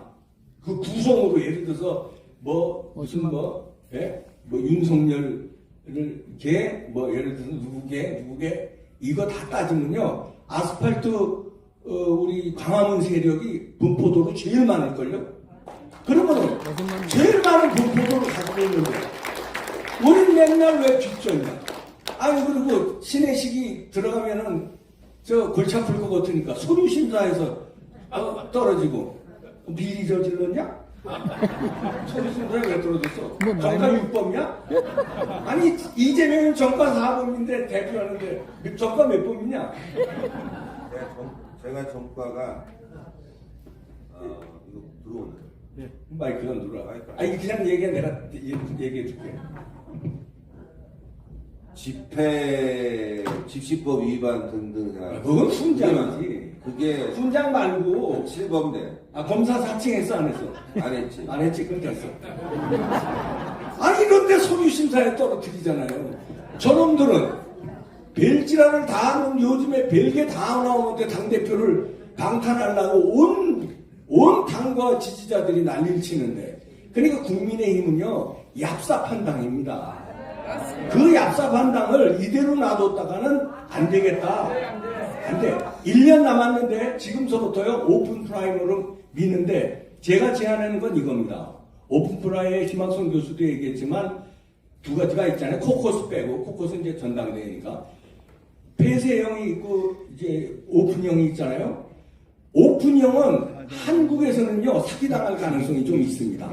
다시 말해서 역선택에 귀신들이 저쪽 민주당 애들도 귀신들이지만요, 이 안에도요, 국힘당 안에도요, 아이고 이준석이 이 똘마니들, 이 유승민이 똘마니들이요, 아이고 말도 못해요. 이거 역선택을 할 수가 있어요. 그러니까 역선택을 배제하려면은 당원 투표로. 그러니까 오픈 프라이머리는요, 아무나 투표하는 겁니다. 예비선거에서 이제 공천할 때 아무나 하면 역선택이 들어올 가능성이 굉장히, 한국은 미국보다 훨씬 농후하다. 미국도 역선택 때문에 오픈 프라이머리가 문제점이 있거든요. 그런데 한국은 거기에 10배는 넘을 거예요. 그러니까 오픈 프라이머리 약간 위험하니까 오픈형 프라이머리보다는 폐쇄형 프라이머리. 다시 말해서 당원들만의 참가하는 예비선거. 당원들만이 공천을 할 수 있는 예비선거. 그런데 요것도 지난번에 우리가 책임당원으로 완전히 밀어붙여서 성공했잖아요. 요것도요, 예를 들어서 오픈 프라이머리 예를 들어서 4월, 이게 그냥 가상입니다.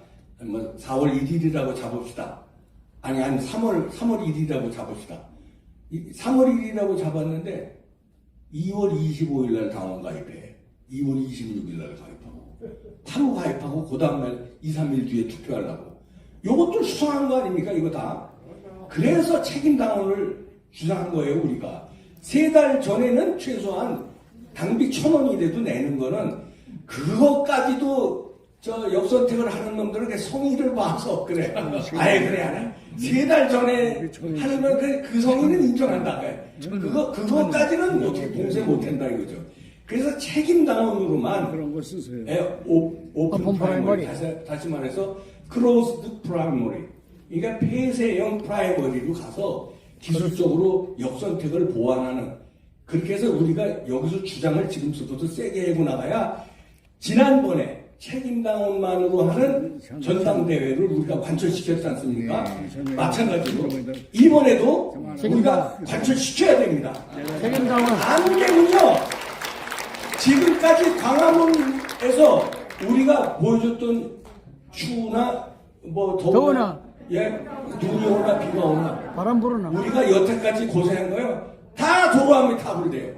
목사님 말씀하신 대로 맞아. 다 민주당은 다 저 시뻘건 놈들로 다 공천해서 걔들이 장악할 거고, 국힘당 놈들은요 다 그런 놈들, 또 비겁한 놈들이 다 장악할 겁니다.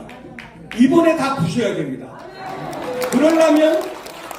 그러려면 이 공청회가 지금서부터 시작돼서요, 화라를 타올라서 저들한테 압박을 줘야 됩니다.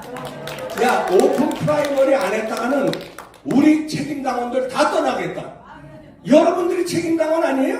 맞습니다. 우리 책임당원 아닌 사람도 있는 거 같다. 눈동자가 좀 이상하나? 있겠죠, 뭐.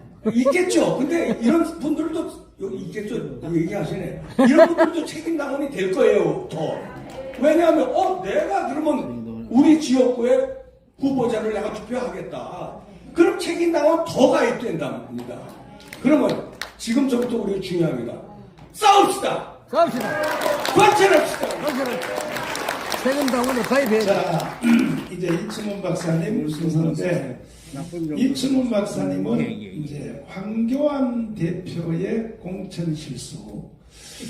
황교안 대표는 처음에 그 당 대표할 때에 처음에는 이렇게 말했어요. 나는 공천권을 행사하지 않겠다.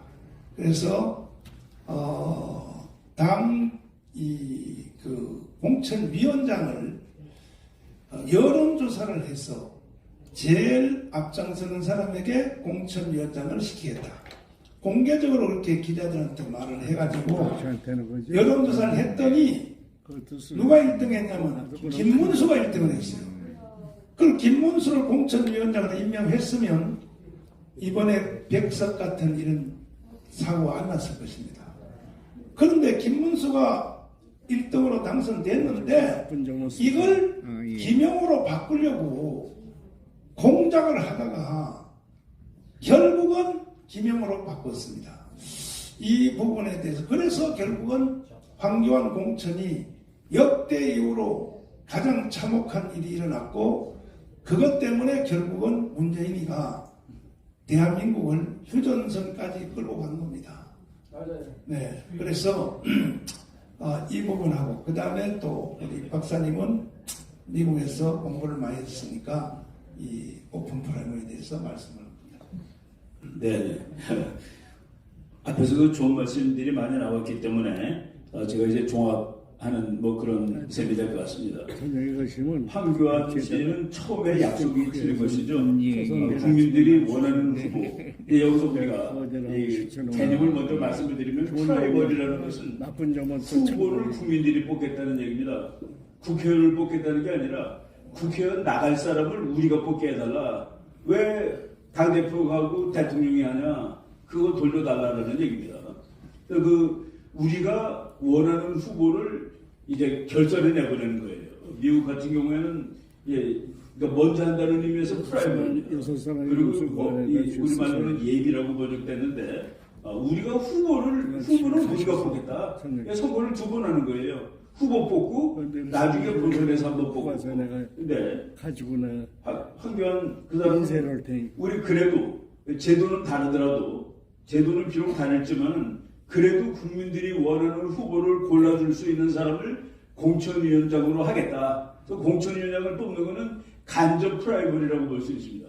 그래서 우리 여론에 의해서 김문수 전 지사죠. 그분이 이제 여당 국민의힘당 그 후보를 뽑을 수 있는 공천을 할 수 있는 권한을 가졌는데 그게 자기 마음에 안 든다고 바꿔버린 겁니다.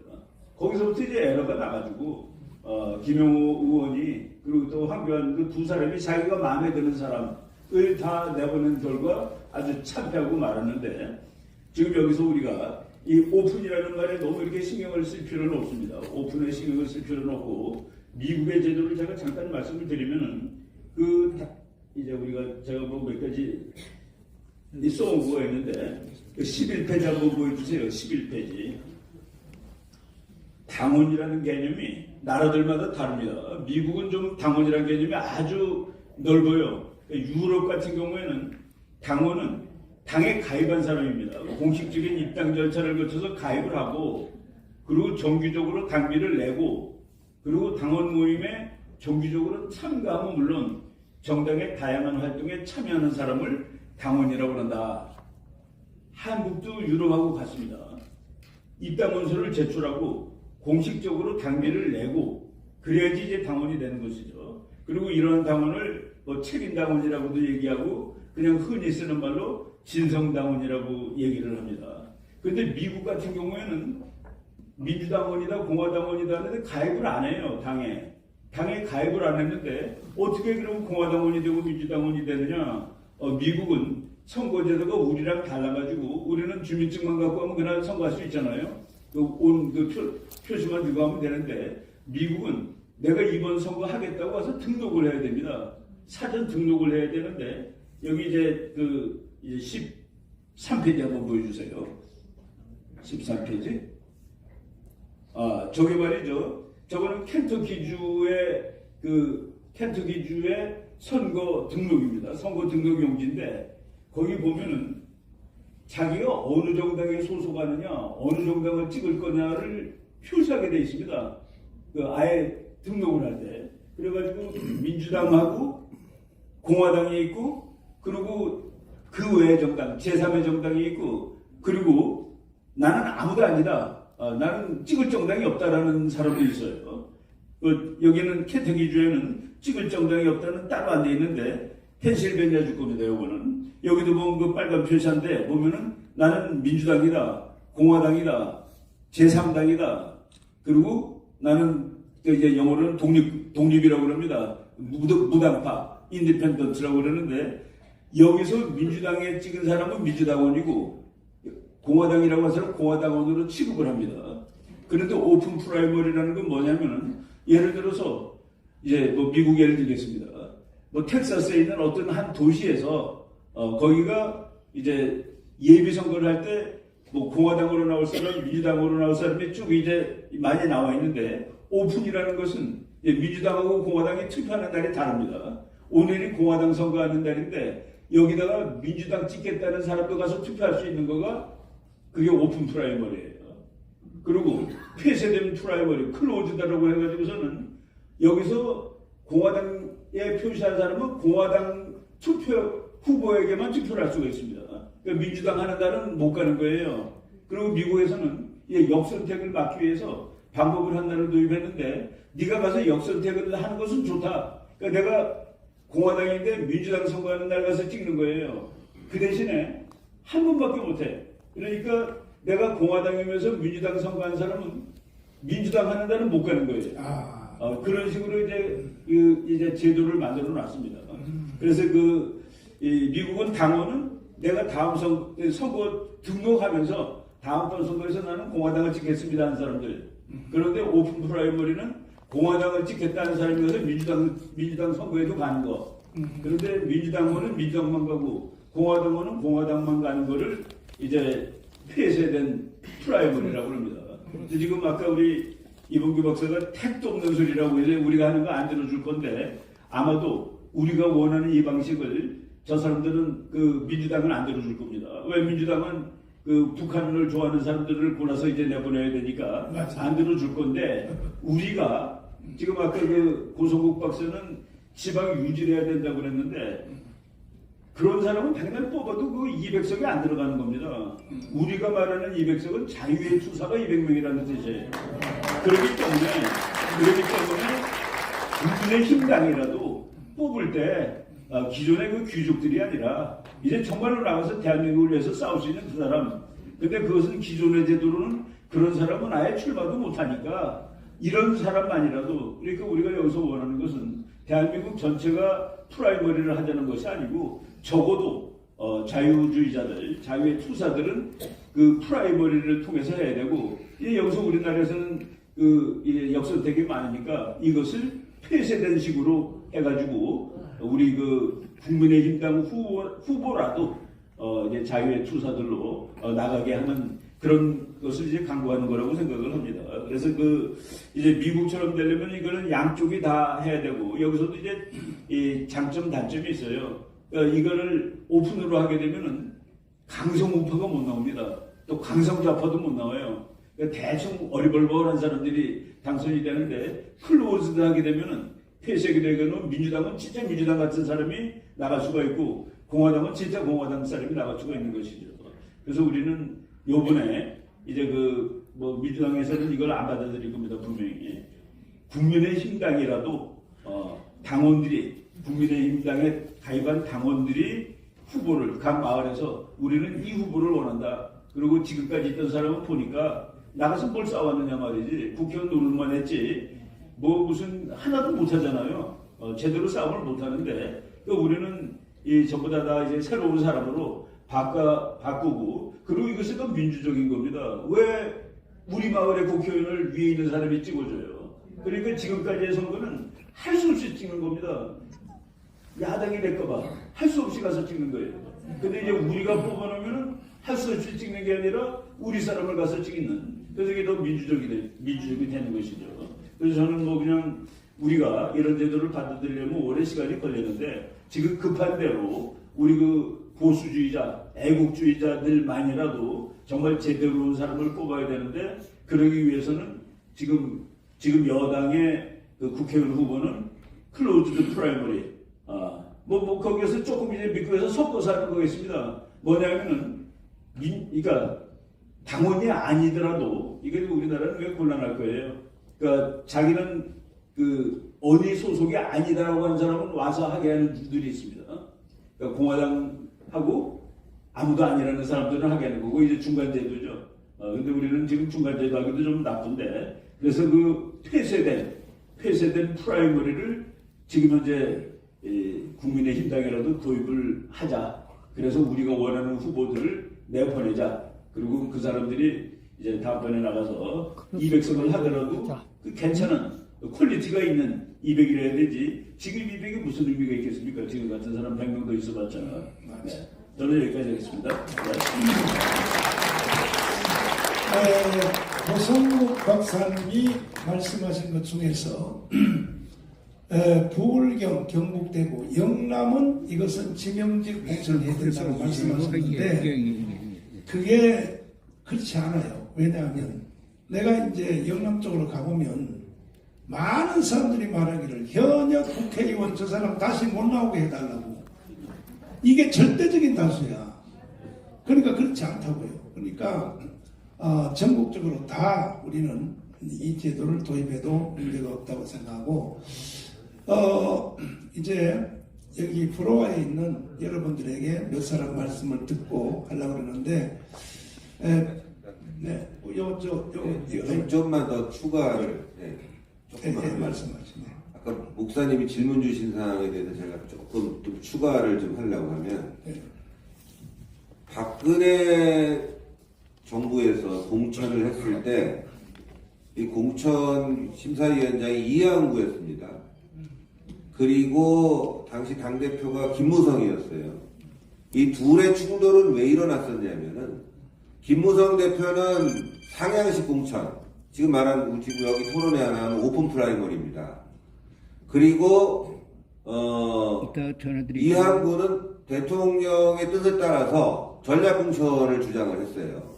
이게 왜 이런 문제가 발생했냐면은 바로 TK, PK 지역의 국회의원들을 교체하고 싶은 부분이 박근혜 대통령 의중에 있었고 김무성 대표는 이거를 다 교체를 한다는 게 문제가 있을 것이다. 그럼 토 세력에게 유리한 방식이 뭐냐? 기존의 국회의원들 왜 그런 생각을 했냐면 박근혜 대통령은 친이를 학살시키기 위해서 친이를 내보내려면 전략 공천을 해서 내보내는 게 낫다라고 판단을 했고 김무성 대표는 당권을 유지하려면 내가 상향식 공천을 통해서 기존의 그 국회의원들이 유리한 방식으로 공천 방식을 진행하자 이런 게 충돌한 거예요. 결국에는 이도저도 아니고 도장 들고 튀면서 더 망쳐버린 결과가 나온 거죠. 그러니까 대통령은 친이를 학살하고 자신의 편을 듣고 싶어 했고 그리고 김무성 대표는 기존의 국회의원들이 유리한 방식을 통해서 자신이 당대표로서의 입지를 강화시키려고 했는데 지금 이제 따지고 보면 그게 이제 상향식 공천이 오픈 프라이머리인데 그 당시에는 왜 그러면 김무성 대표가 그걸 원했냐면은 말씀한 대로 당원이 20만 명뿐이 안 되니까 지역에 있는 토 세력 국회의원들은 한 1000여 명 정도만 핸들링하면 쉬운 그 사람들만 내가 딱 당원만 쥐고 있으면 계속 공천을 그러니까 공천을 받을 수 있었으니까라고 생각한 거죠.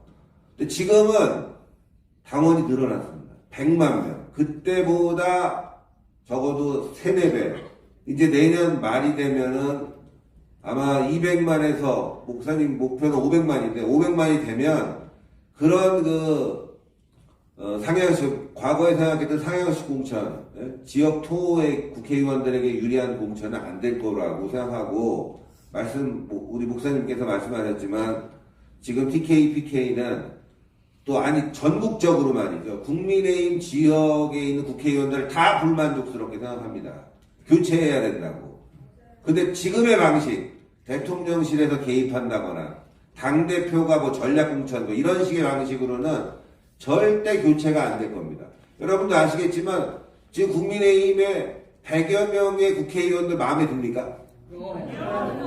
한 명도 마음에 드는 사람이 없어요. 맞아요. 근데 내년에는 300석을 채워야 되기 때문에 기존에 있는 사람들은 기득권이 있는 거예요. 그런 사람들부터 교체해야 되는 겁니다. 국민의힘에 100명을 교체하지 못하고 그대로 지금의 공천 방식을 유지하면 내년에도 또 똑같은 일이 발생을 하는 거죠. 그래서 하여튼 무조건 당원들과 지지자들이 원하는 국회의원들이 나오면 200석 하는 겁니다. 근데 그렇지 않으면 폭망한다. 제가 조금 추가해서 말씀드렸습니다. 결국은 이제 이명박 대통령의 공천 학살, 또 박근혜 대통령의 공천 학살 때문에 대한민국이 죽었다니까. 자기들끼리 싸우는 거야 뭐 싸우든 말든지. 특별히 박근혜 대통령은 이 자신이 행사한 공천 학살 때문에 자신이 깜빵을 갔다니까요. 이명박 대통령도 본인이 결국 감옥을 갔다고요. 보시면 그때 이제 이항구를 내려보내서 박근혜 대통령이 공천 학살을 했습니다. 하니까 당 대표인 김무성부터 나가라. 그 다음에 원내 총무인 유승민도 나가라. 장제원, 인천에는 윤상현 해서 쫓아내버렸어요. 쫓아내니까 우리나라 국민성은요, 이 정적인 민족이라서 쫓겨난 사람들을 불쌍히 여기다. 그래서 그 사람들이 무소속으로 출마해서 다 당선이 되어버렸어요. 박근혜 대통령이 쫓아낸 사람들이. 맞습니다. 무소속으로 당선이 다 됐으면 그 다음날 이 사람들이 뭐라 그랬냐. 우리는 당에 다시 들어가기를 원한다 그랬어요. 5명이. 근데 박근혜 대통령은 안 된다 그랬어요. 못 들어온다 그랬습니다. 그것 때문에 결국 박근혜 대통령은 탄핵당한 겁니다. 정말 박근혜 대통령이 지난 일이 좀 아쉬운 것은 뭐냐. 정말 정치적인 어느 정도의 재능이 있었으면 속으로는 저 새끼들 죽이고 싶지만은 그 다음날 다시 받아들였으면 그러면 124대 129가 돼버려요. 그러니까 내쫓아서 무소속으로 당선된 사람을 빼니까 한석 졌어요. 한석. 123대 124입니다. 더불어민주당이 그때 민주당이 124고 박근혜 당이 123석이 한석 졌습니다. 그러면 쫓아내서 다시 불러들였으면 박근혜 당이 129가 돼버려요. 더불어민주당은 124석이 돼버려요. 이런 게 되어버리면 국회의장이 누가 되느냐. 다 받아들였으면 서청원이가 돼요. 서청원이가 이게 친박이고 이게 박근혜 사람이니까 부선의원. 그러면 서청원 의원이 국회의장이 되면 탄핵돼요? 안 돼요? 절대 불가능하죠. 그러니까 이렇게 이 지도자들이 실수하는 것 때문에 결국은 저도 그 피해 때문에 깜빵을 3번 가게 된 겁니다. 저도. 제가 깜빵 3번 간 건 괜찮은데 대한민국이 죽은 거예요. 맞습니다. 그러나 우리 가문이 일어나가지고 이 문재인과 더불어 싸우는 바람에 겨우 정권 교체가 됐고 24만 표 차이가 됐습니다. 그것도 이 심상정 표를 합치면 졌어요 우리가. 심상정 표가 심상정이 그때 안 나왔으면 큰일 날 뻔했어요. 심상정이 얼마나 감사한지 몰라요.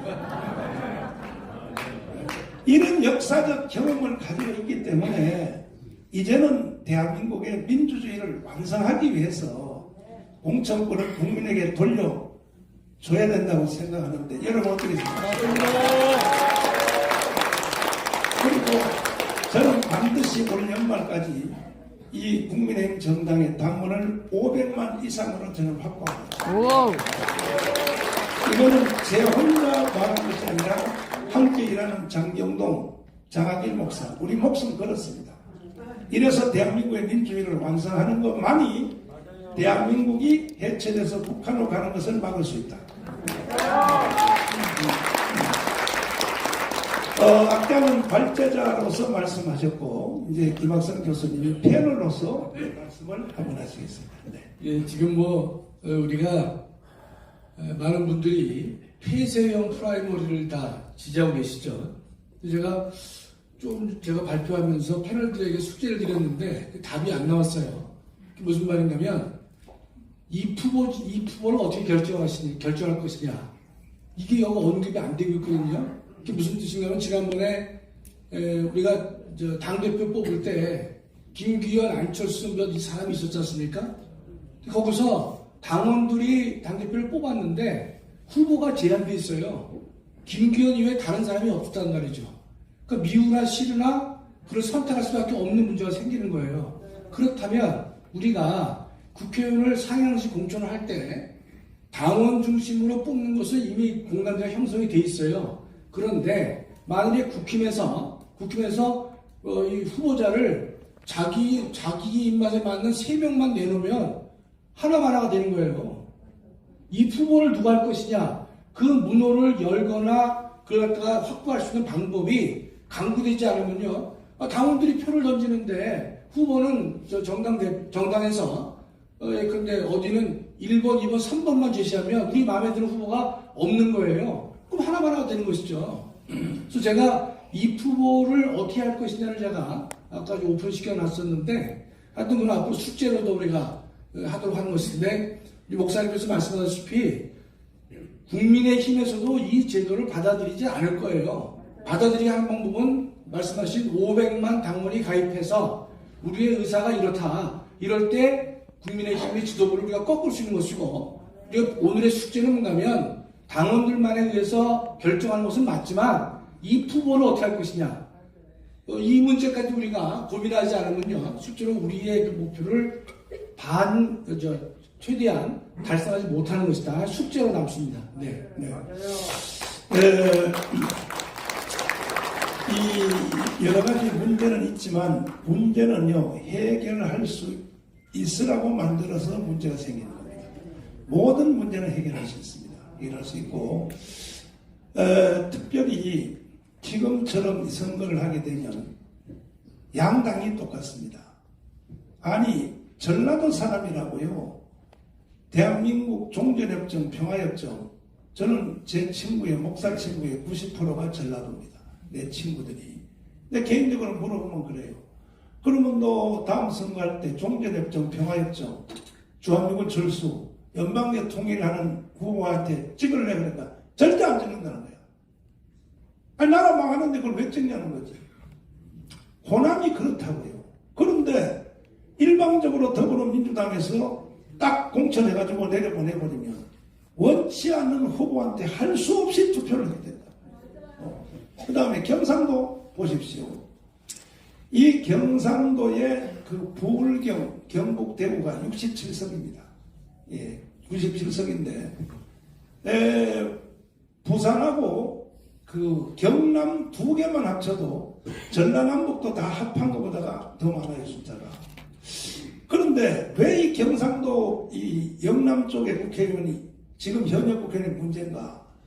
이 사람들은요, 공천 이꼴 당선이야. 공천 딱 하면 바로 당선이야. 선거할 필요도 없어. 당선이니까 이 사람들은 중앙무대에 와서, 국회에 와서 말 한마디도 안 해요. 왜? 국회의원을 공짜로 주셨으니까. 좌파 애들하고 싸움하는 거 봤어요? 경상도 국회의원들이 좌파 애들하고 싸움하는 거 봤냐고. 못 이겨요, 못 이겨. 공부도 안 하고, 심지어 소리도 안 하고 못 질러. 그리고 좌파 쪽에 있는 사람들한테 인기 얻으려고 그래. 경상도 국회의원들이 좌파 애들한테 인기를 얻어서 뭐 이준석이 꼭 그런 사람은 아닌지도 몰라도 이게 비극입니다. 비극. 옷에 흙탕물 하나 안 튀기고 쌈 하나 그래요. 그러니까 저 경상도 국회의원들은 90% 다 바꾸고 있대요. 맞습니다. 안 바꾸면요 200석 할아버지를 해도 희망이 없다는 것이죠. 맞습니다. 그러면 이걸 과연 우리가 바꿀 수 있느냐? 얼마든지 할 수 있어요. 왜냐하면은 제가 5년 동안 가문 운동하고 길거리에서 파라솔에서 서명한 사람들이 얼마인지 압니까? 1,800만입니다. 윤석열 대통령을 찍은 표가 1,640만 표밖에 안 돼. 그러니까 우리가 서명받은 사람도 윤석열 선거에 다 안 나온 거야. 200만은 덜 나온 거라고.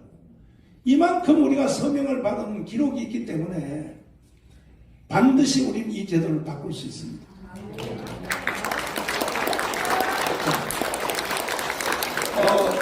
이제 여기에 참여하신 분들 중에서 발언 기회를 와이러스 마이크 있으면 갖다 드리고. 자, 질문하실 분 손을 드시고 시간 관계 여러 분 안 되겠지만 몇 분만 받아보도록 하겠습니다. 예, 마이크 좀. 될 수 있으면 자신이 누군지 좀 밝혀주시고 질문해 주시면 고맙겠습니다. 흑석동에 사는 이동호라고 합니다. 요새 방송에 우리 전광훈 목사님이 황교안 총리한테 50억을 줬다는데 저는 도저히 믿을 수가 없어요. 그 방송을 보고. 그래서 거기에 대해서 좀 해명을 해줬으면 감사하겠습니다. 자, 그럼 사회자료 직권으로 오늘 질문 없는 걸로 하겠습니다. 아니요. 그건 내가 잠깐 말할게요. 이건 사실 주제와 다른 질문이기 때문에 개인적으로 말씀드려도 좋습니다만은 공개적으로 질문했기 때문에 말씀드리면 제가 그 사실을 제가 한 말이 아니고 황교안 대표가 당 대표 있을 때입니다. 잘 들어주세요. 현역 최고위원으로 거기 참여했던 사람이 저한테 제보를 한 거예요. 제보한 대로 제가 말한 것입니다. 제보를 한 것입니다. 그러나 제가 목사로서 그 사람의 이름은 제가 밝힐 수 없고, 그리고 황교안 대표님은 뭐 돈을 받았다 안 받았다 떠나서 그보다 더 큰 범죄 행위가 뭐냐. 아까 말씀드린 대로 김문수를 김영호로 바꾼 범죄 행위가 더 큰 범죄 행위인 겁니다. 이거는 반드시 심판을 받아야 됩니다. 황교안 대표님은 사법부의 심판을 받아야 됩니다. 조금 추가하면은 제가 좀 취재를 하고 있는데 일단은 지난 공천에서 황교안 대표 비례대표 부분입니다. 제가 좀 전에도 말씀드렸지만 처음에 비례대표 순번을 정할 때는 비교적 객관적으로 정한 것 같아요. 물론 뭐 그게 객관적이라는 게 여러분들 마음에는 뭐 한 70%라고 치면 두 번째 공천 순번을 정할 때는 첫 번째 번호에도 없던 사람 2사람 정도가 올라갔다고 해요. 네? 그러니까 비례대표 순번을 정할 때 뭐 한 40번에서 30번대까지 정한다고 치면 그쵸, 한 40번대 정했을 거예요. 그러면 그때 그 안에 든 사람들이 신청한 사람들이고 그 사람들이 그래도 기존에 자격이 있으니까 40번대 안으로 자른 거거든요. 근데 그 이외에 있는 사람이 순번대로 올라갔다면은 이게 심각한 문제죠. 그래서 그 당시에 비례대표와 관련해서 심사 자격이라든가 또 그 다음에 이제 안건을 이제 올리는 분들이 그 자격이 있는 분이 저한테 제보가 왔고 조만간 만날 겁니다. 제가 두리뭉실하게 이야기하는 부분은 또 비밀이 새나갈까봐 그러는데 그분 얘기인즉슨 이거는 돈이 아니면 이렇게 공천할 수 없다.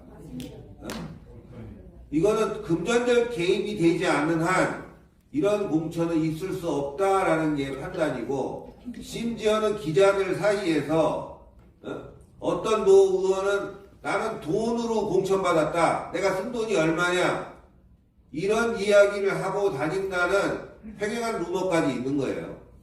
그래서 그 부분은 조만간 진실이 구체적으로 드러날 거니까 여러분들이 뭐 그 부분을 가지고 다른 오해는 없었으면 좋겠고, 조금 더 말씀드리면은 친입 때는 친박이 친박연대를 만들어서 선거를 개판을 쳤습니다. 그리고 좀 전에 우리 목사님께서는 말씀하셨지만 또 이번에 그 다음에 박근혜 대통령 때는 친이를 학살해서 친이계가 무소속으로 나와갖고 또 선거가 개판됐죠. 이번에 또 어떤 일이 벌어질지 모릅니다. 그래서 선거 정말 잘 치러야 됩니다. 공천을 잘못하면 분열이 되는 겁니다. 다음 코를 받기 전에 이 민감한 문제이기 때문에 황교안 대표님은요, 총리까지 하셨잖아요. 그 다음에 당 대표도 하셨고 대통령 권한대행까지 하셨습니다. 그런데 이 당 대표 선거에 나오셔서 하는 그 행동을 보니까 정말로 그 김기현 대표를 뭐 땅 투기로 고발한다 그러고 막 이렇게 하는 걸 보니까 저분이 정말로 저 총리까지 한 사람인가. 그렇게 내가 대한민국의 이 우파 이 판을 완전히 망치려고 하는 사람이 아니냐. 맞습니다. 이렇게 판단이 되어서 제가 그 제보받은 그대로 제가 공개를 했을 뿐인 것입니다. 그러니까 차후에도 그 진행이 될 것이겠습니다. 다음 또 자, 잠깐만. 질문하시는데 오늘 공청회와 관련이 없는 내용 좀 상가해 주십시오. 왜냐하면 정광 목사님의 말씀 한마디 한마디가 여러분 여기에 참석을 안 했지만 좌파 언론들이 앞뒤 떼고 신문 기사화하는 현상이 지금 벌어지고 있습니다. 그래서 오늘 공청회 본질이 흐려질까봐 제가 공청회와 관련된 질문만 좀 하시라면. 예, 다음 이분. 마이크.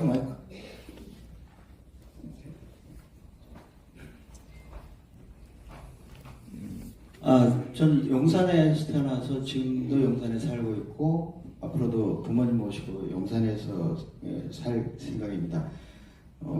자유마을 얘기를 들었는데요. 종로 갈대식 구경했고 얼마 전에 중구 신당동에 그 어느 교회에서 갈대식 하는 걸 봤습니다. 정광 목사님께서 생각하시는 자유마을에 대한 그 개념과 또 신혜식 대표님이나 아까 옆에 계신 분 모자 쓰신 분 성함 기억이 안 나는데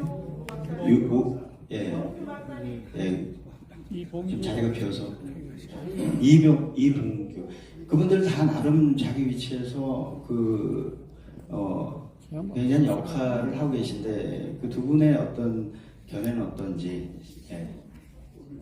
이 오픈 프라이머리하고 관련해서 그냥 제가 말씀을 드리면 저희들이 지금 제 혼자 하는 게 아니고 자유마을 이 운동을 하는 이유는 핵심적인 이유는 이겁니다. 지난 대선을 통해 보니까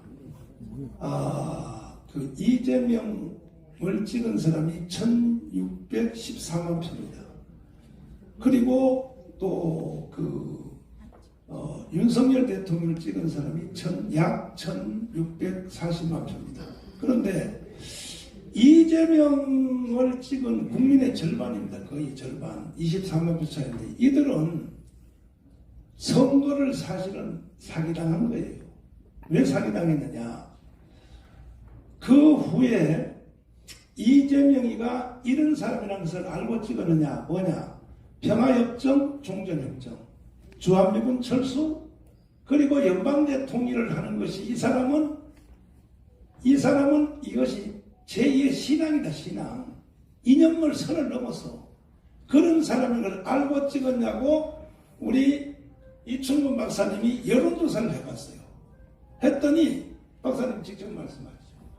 제가 직접 여론조사한 것은 아니고 대통령 후보를 누구를 찍을 거냐, 이재명을 찍겠다는 사람들한테 주한미군 나가도 되느냐 그랬더니 93.9%가 나가면 안 된다고 대답을 했습니다. 자, 그러면 지금 내가 다시 한번 전 국민들에게 물어보면 앞에만 종전협정, 평화협정 다 빼고 그것도 하나를 위해서 말을 꾸며놓은 겁니다. 그 다음에 전쟁 없는 연방의 통일, 이것도 다 꾸며놓은 건데 핵심은 주한미군 철수입니다.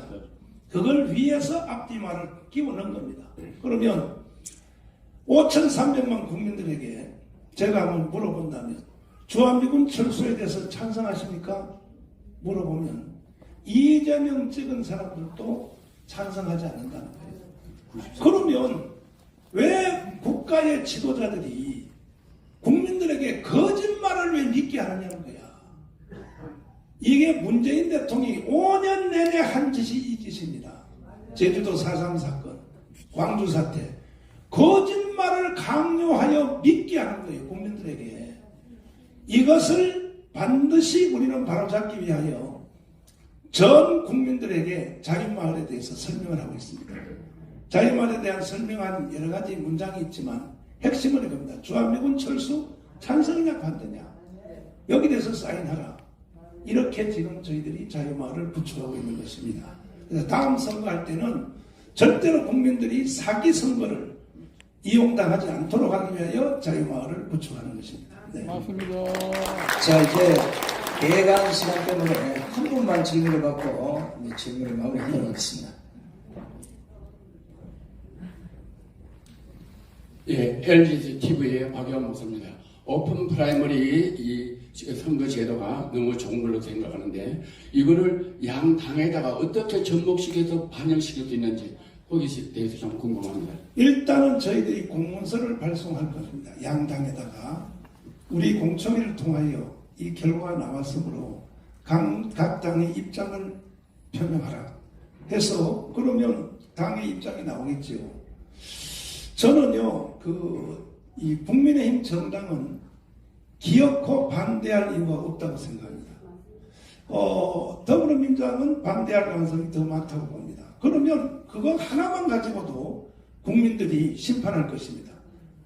저 사람들은 간첩 수준에 남은 후보들을 다시 강요하여 간첩 수준의 사람들을 찍게 하려고 하는 사람이구나. 아예 선거하기 전에 절판 내려고 합니다.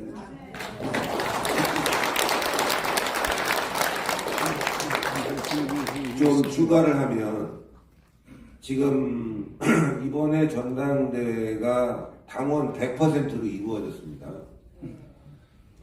많은 사람들이 참 좋아했고 또 일부는 또 뭐 살짝 반대하기도 했지만 이번 전당대회 과정에서 어떤 얘기가 국민의힘에서 나왔냐면은 국회의원 선거도 당원 100%로 공천하자.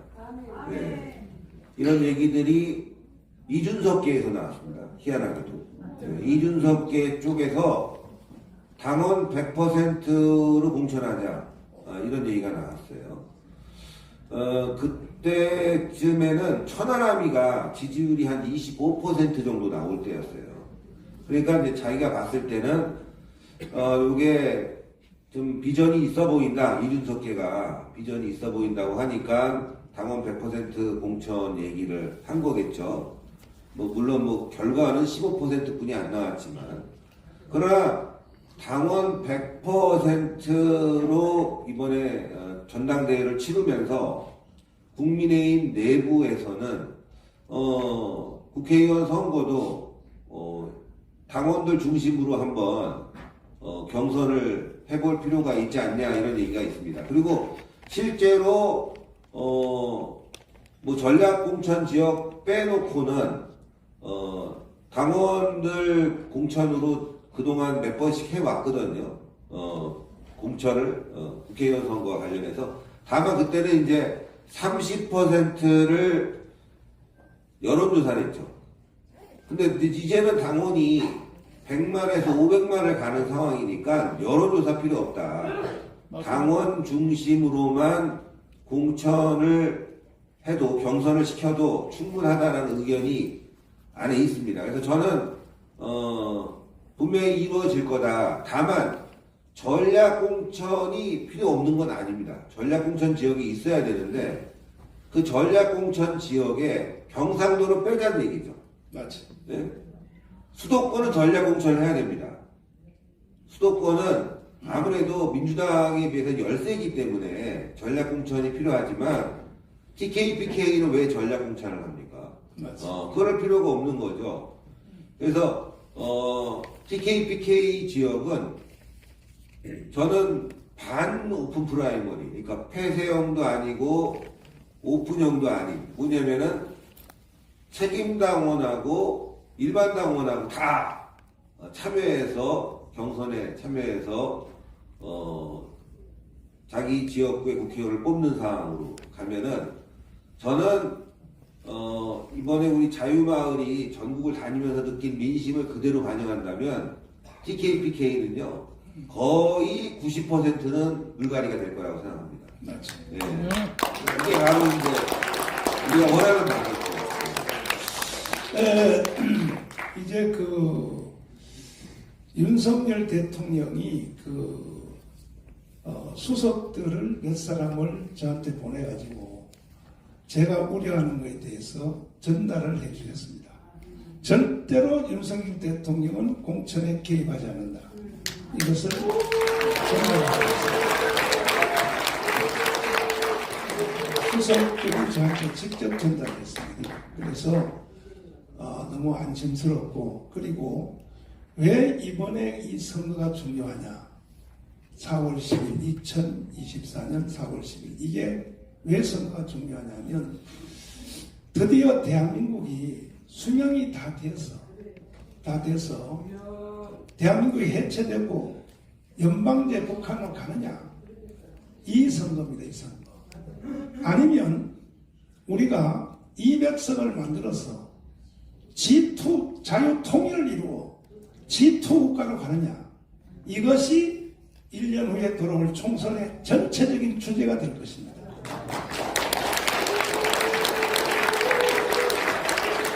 그러면 우리 국민들 중에서 누가 대한민국이 해체되고 연방제로 가는 걸 원하는 사람이 어디 있겠습니까? 없어요. 그런데 이것을 강요하기 위하여 또 호남에 있는 국회의원들은 다 간첩 수준까지 간 사람들을 공천할 거란 말이에요. 그래서 우리는 절대로 이 범죄, 정치가들의 범죄 행위를 용납할 수 없습니다. 호남의 국회의원이라고 다 간첩 수준으로 간 것은 아닙니다. 저는 개인적으로 예를 들면은 전통적인 민주당, 이낙연, 정세균, 또 지금 국회의장하는 김진표 장로님, 이런 분들은 원래부터 전통적인 민주당 세력이라고 생각합니다. 그분들은 간첩이라고 안 하고 생각합니다. 그러나 이미 헤게모니를 이재명이가 잡았기 때문에 원치 않는 사람을 찍을 수밖에 없는 간첩 수준에 속한 사람들을 공천을 할 것이 뻔합니다.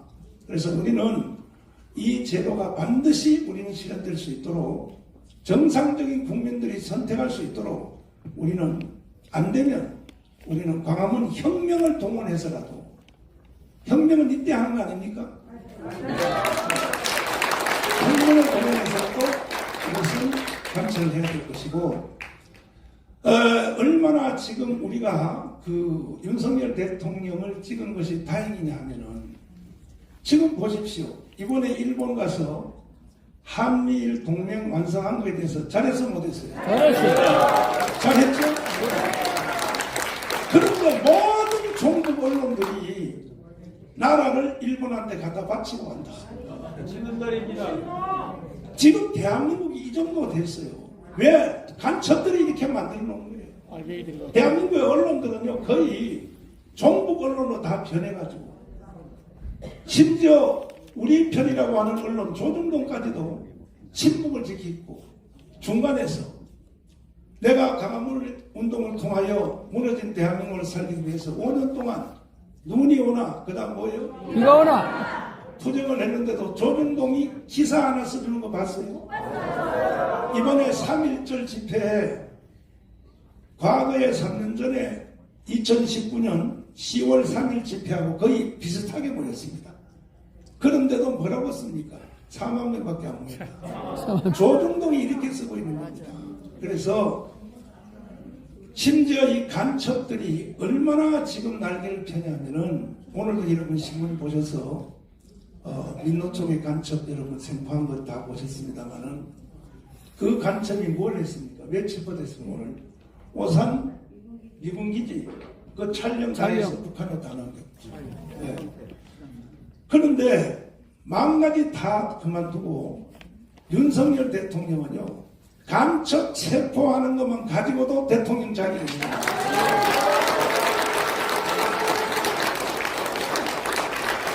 그리고 이번에 일본 가서 한미일 동맹 완성한 거.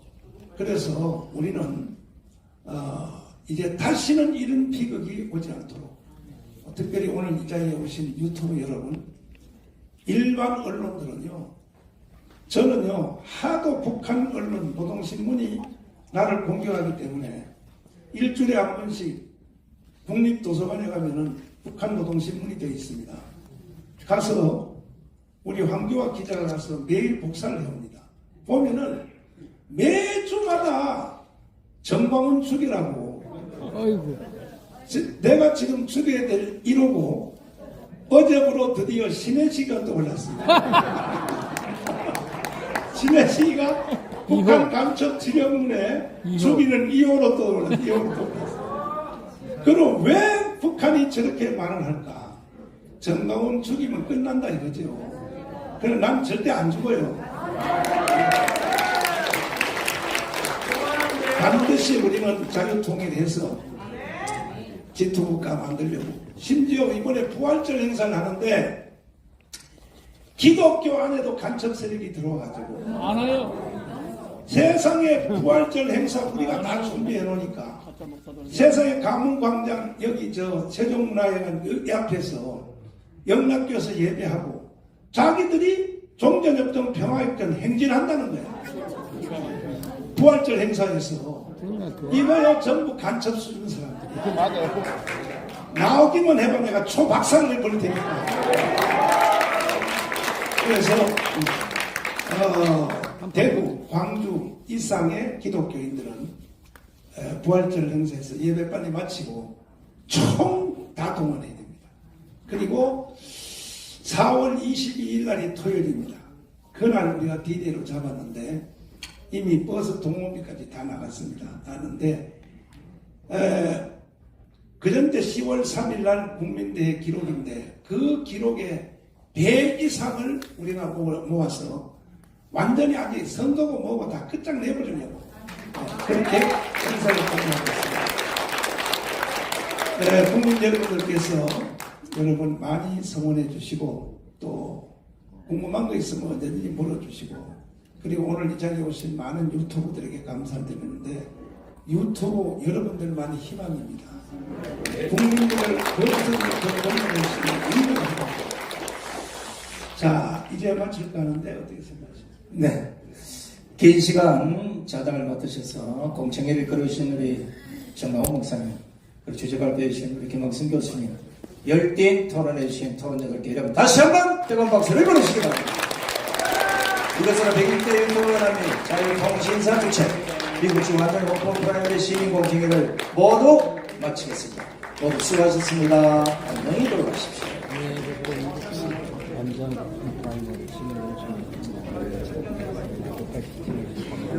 찍을 수 있는 시간이 좀 찍으시면 빨리 찍으시려고요?